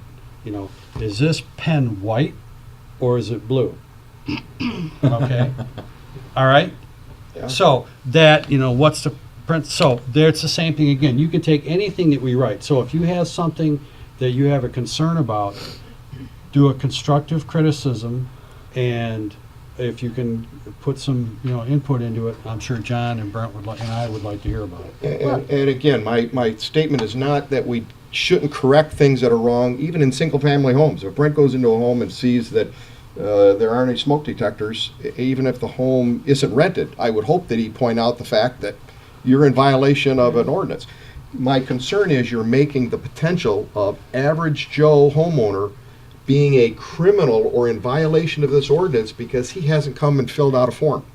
So it's not the end result, it's John Doe that is in violation of this and can be cited because he hasn't filled out a form and paid a fee. That's my That's your concern. interpretation, but I will tell you, that's not how this is. And don't forget, there is an appeal section that they put in that basically if anybody gets a violation, they can come to the Board of Appeals and challenge that violation. And so it can be addressed. I mean, just keep that in the back of your mind. This is not, it's not the last holding thing, but if John was to walk in or Brent was to walk in with similar photographs of that, and someone's trying to tell me, Is it the building department? my house is just fine. Yeah, no. Okay?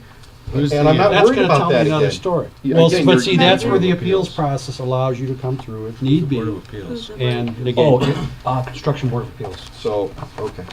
but this is all good talk, and that's why I wanted to bring it up, so that we would have some conversation about it. Right. But I will tell you that my conversations that I've had with the building officials, supervisor, trustees, and other individuals, it's made a significant improvement over the years in the quality of the housing in Waterford. Oh, I'm not debating that, and I think this is a good idea. I just want to make This sure that came we don't from penalize. Right? Yeah. A lot of it did. But this is White Lake, and so Waterford Yeah, I know, does a but lot when of the wheel, things that I don't when the wanna wheel do. goes round, you don't necessarily need to change it. So do you have direction as far as who, just so that, is it going to go to John, Sherry, who's? I'll tell you what, Keep it in the committee. say it again? Keep it in the committee. Yeah, just send it to me, and then any suggestions that you have, get them to me. We'll keep it real easy, and then I'll make sure it gets where it needs to be, and we'll have to be very creative in how we write it, right?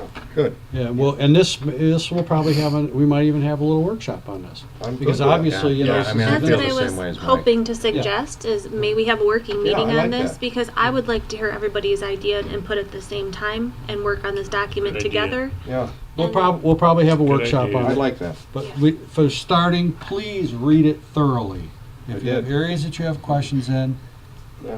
And my last comment is I'd like to just respectfully disagree that a neighboring community does not treat people very nicely, landlords and residents. I'm all for safety, but I'm not for the gotcha mentality or money-making aspect of it, so I'm going to be very clear about that. And but I would very much appreciate a working meeting with the board on this document. yeah, we are, by law, we can't make a profit on this, so that takes care of that, and that's not our intention. Just There a word are of court fines that happen in the neighboring community. Just a word of caution. How many meetings did you guys have before you involved me on this ordinance? Handfuls. Once a Yeah, month. we want you guys to work. And then once I got involved, it was at least another half dozen. So this isn't going to be a one-time workshop thing. This is going to be a debated, multi-meeting Well, you issue. guys did most of the work. We just have some. Well, you're untangling everything here. But we would like to have input on it. Yeah. Well, you know what, Mike, I our want your intent's input, not so. to, fine You're right, people or Tim, you're turn people exactly into right. criminals. Yeah. Our intent's to make these rental properties We safe. know that, but you've asked us our opinion in this discussion, and that's what you got. Well, we got yours. I concur. You have two more opinions. There you Thank go. you, Mr. Ruggles. All right. We'll get there, but you got to keep in mind, when I started this usually is what a fire marshal does, is write ordinance like this. But I took it on because I thought it was that important. I had to start somewhere, and it was hard to get this thing started. Thank Let me you tell for you. the work you put Oh, in. It's absolutely. obvious John, you that did a you've worked great hard job. on it. And I've watched John I'm good with it. work Yeah. and work and work and work at this. And there's other little caveats to this. And one of the things is, we have a little area that's going to affect us as a township as a whole. And that is that we have recently had, the DEQ has mandated down the, Aaron? Cross-connection control plan? Thank you. Cross-connection plan, which you're familiar with. Michael. Another unfunded mandate? Yes. No, Yeah. technically, this was in the law, Public Act 399, in 1976, but it was misinterpreted as, in a way that, we just described with the ink pen. So in 2015, they cleaned up the language to clear it up that cross-connection control affects everybody that's connected to the drinking water system, and it affects residential properties as well as commercial properties. So everybody has to comply, and we are required to inspect. Generally 20% of our system every year. Yeah, I'm aware of it. So this is gives us an opportunity to maybe make people aware that, frankly, don't have a clue. They just don't know about it. Yeah. And help, safeguard our drinking water that is municipal. And also, they're even saying that I've read that even people with a well should have the same thing, so they don't possibly contaminate their system. So I kind of find it a little hard, but that's what I've read. But these are the steps that we're, initially taking to try to get things going. I'm glad to see that there's some conversation about it, so, which is good. Just please give me, any suggestions you have. I don't take it personal. Just get them to me. We'll work on them. We're going to be creative. And then let me give you the cleaned up versions. Then we can plan maybe a workshop, okay? So once we clean them up, we'll give them back to you, let you guys review them, then we can get together. Is that going to work for you guys? Yes, What do you thank think? you. I appreciate that. Okay. Yeah, we'll schedule something a little bit out here, and we'll probably, like I say, we'll have a workshop on it. But in the meantime, if we can get everything to John by the end of the month. I was hoping by tomorrow, but. It's 10:15. You got your chance I was to doing talk it for about it Lisa. She tomorrow. knows how impatient I am, so yeah. Yeah. All right, so, John, have you got anything else at the moment? Got one public question back here. Yes, sir. I have a question. Stand and be identified for the record. John Early, 5925 Pine Ridge Road. When you go in and see what you saw in those examples, do you repair to residential building code, or do they have to upgrade to rental property? Because if it's residential, I don't enforce the residential code, so I'll let Brent answer that question. No, but somebody's renting. Yeah, so if it's single family dwelling, it falls under the residential code. If it's commercial, then it's going to fall under the building code or the International Fire Code. So in Depending. other words, it's the structure you went into. It's the use. Yeah. So single families, they're under the residential code, which is something I don't enforce. Yeah. And then also too, depending on the violation or the issue at hand, there's a number of different codes that the person could use to remedy the issue. There's a rehabilitation code, there's a residential code for a single family, and then you've got the commercial code for everything else that's not single family. Some of the issues could be the electrical system, that would just be the electrical codes, or the plumbing codes, or the mechanical codes. And then we've also got the property maintenance code, because this ordinance is basically going to encompass a lot of them. We're going to rely mostly on the property maintenance code and the life safety, fire codes and stuff. It doesn't allow us, I guess the best way I can answer that to you, this is not going to allow me to go in and require somebody to rebuild their home. Well, what I was thinking of was that burnout outlet. Yeah. Let's say it's wired with Romex, but since he's renting, he should have used, what do you call it, with the wire, with the metal around it? Armor cable. Conduited? With the armor cable? Armor cable. Yeah. Oh. So if he not repairs necessarily, not it, he single could put a family. new outlet in there, and providing the Romex was in good shape, you wouldn't require him to put the armor cable in, or would you? No, because that's an existing building. We would require him to pull that outlet and fix it, and I would probably defer that to Brent's department and let the electrical inspector take a look at everything else just to make sure it is safe. Yeah, but just what made it burn out in the first place? Well, certainly, yeah, and what caused the problem? I mean, I don't know, but yeah. That one looked like something. That's the kind of stuff where we want to find. That's kind of thing that, if we have a plumbing issue, the plumbing inspector can take a look at it. Something with the furnace, our mechanical, electrical. It's just so that we can take a look at the circumstances, and and you didn't even show them the real nasty ones. No, I know. So, so that was the good stuff. Yeah. So, that's what the intent is. The intent is to avoid what you saw in worse. Right. And we were talking about this prior to, and then again, this was really the catalyst that kind of set us over the edge because we really didn't have a tool in the box for this kind of stuff, and this will allow us to prevent these kind of things from happening. And that's the intent of it. Anything else you want to add, John, before I close this off? Okay. Unless All right. anybody says any more I questions. really appreciate all the board members' response to that. Sorry about that, Rick. No, it's all right. It's good. You got a rise out of you. So, but no cell tower for you. Yeah, that's right. So I'll make sure of that. But that being said, I'd love one. yeah, we'll be moving into trustee comments quickly here. Andrea? I'd like to thank my middle sister Leslie and my 2 nieces and nephews from Massachusetts and the west side of state for helping with me with Meals on Wheels in December. It's a fun day. Makes you appreciate how you don't want your parents and grandparents to live. And also, congratulations, because White Lake Township will be losing a joyful, fun face in White Lake Township. So my congratulations go to Larry Sheldon on his retirement from White Lake Township at the end of the month. 30 years. Very impressive. Yeah, it is so. Mr. Ruggles? Look at that, we're skipping around today. Okay. I got the dice in my pocket. Planning Commission meetings, we had one on the 3rd, we discussed the cell phone tower. The one on the 17th has been canceled. For anyone who doesn't know, Indian Springs will be closed on the 23rd and the 30th. They've decided to thin the deer herd again, which I'm not in favor of, but so they'll have the park closed for that. And congratulations to Larry after retirement. Mr. Roman?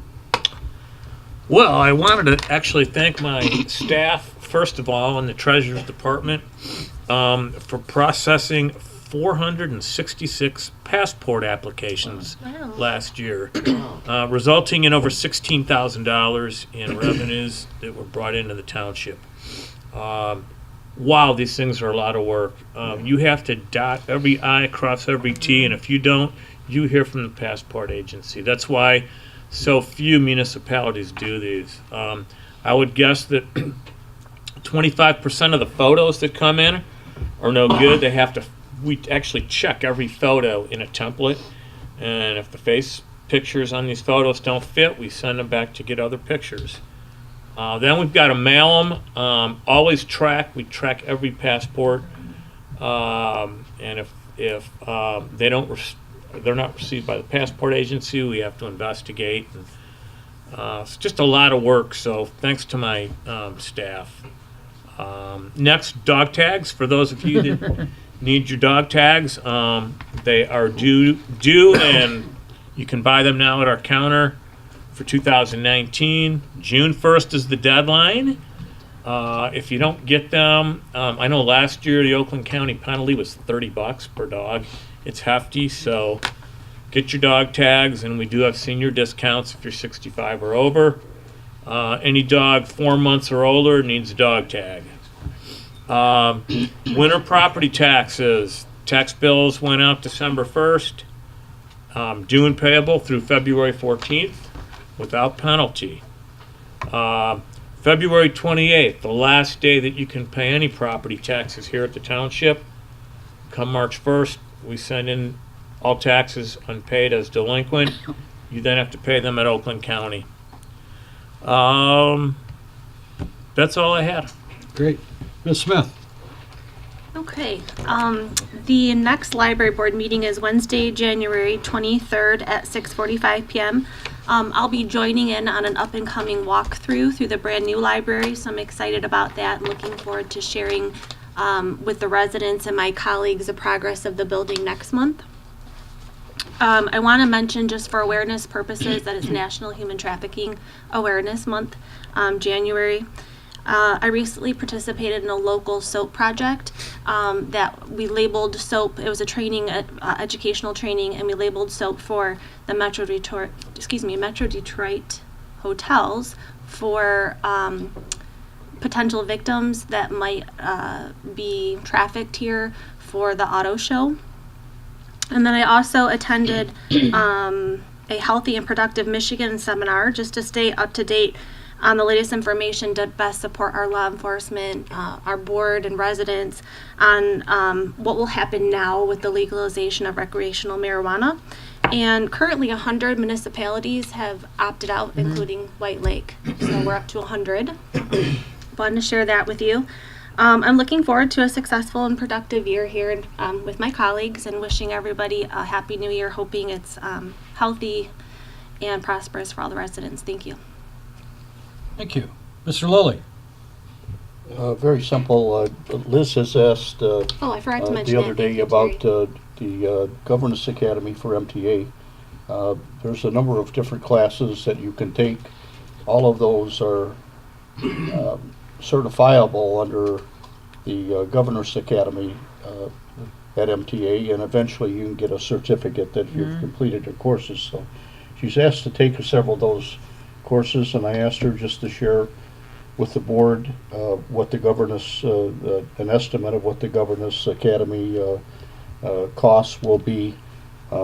We've always been pretty receptive to allow most of our employees to take training. I see no anything wrong with what her request is, but I think it's something the board needs to be aware of. If there's not enough money in the budget, we do budget for MTA. However, if there's not enough money, we'll do a budget amendment to do that. So just Thank you. I appreciate that. I'm going to to apply for the scholarship, so we should have. I've talked it over with Terry. There should be enough. As long as you're taking those classes, you might as well get certified for them and eventually get a certificate for them. So that's kind of a good thing. But that's all I have. I think I've said my piece for tonight. Okay, yeah, okay. With regrets, Mr. Powell. Oh, man. No, I wanted to let the our residents know that this township collected over the budgeted amount of funds this year in property taxes, about 10% over, and virtually every single department in this township came in under budget on the expenses. So the staff here did an excellent job. Every department but one was under budget by a substantial amount. And that says a lot about this township and the departments. I'm looking, hopefully this next year we can deal with the sanitary sewer ordinance and the possibly a drainage ordinance here in the township to protect the environment and protect the residents here in the township. And so with that, thank you, Mr. Supervisor, for a great meeting. Very good. Okay, well, our first week of January, I think, was Law Enforcement Appreciation Week. January 9th. Somewhere along the line. And I want to give a shout out to all those in law enforcement, in particular our group, because they do a great job. As you know, we came in 16th in the state of Michigan. We've talked about it before, and I'll fly that flag again. 16th safest city in the state of Michigan, and that's a real plus, and it's due to our police force and their community policing program, which of course is head up by our illustrious Chief Keller over here. Great job, Chief, again. The newsletter went out with the tax bill, was well received. Got a lot of feedback on it. Hey, what's this? So Will, it was our first go around with it here, and sometime I don't remember the last one that was done out of here, but it seems to me like it was done a long time ago. But we're going to try to do it. We are going to do it twice a year, so we can kind of keep people in the know what's going on. And of course, so the sign has been received well, and we're still trying to get all the technical savvy done with that. But everybody knows what time it is and how cold it is, and what's going on. So little by little, and as everyone gets used to that has an event that needs to go out there, we're going to put it out there and make sure the public is aware of it. So I want to thank everyone tonight for being here. I appreciate it all. I want everyone to go home tonight and be safe. It's supposed to possibly get a little slippery out the next day or so. So that's said, good night, God bless, and I'm looking for a motion to adjourn. I'll make a motion to adjourn. Motion looking for support. I have support by Andrew. All in favor? Aye. Ayes have it. Adjourned.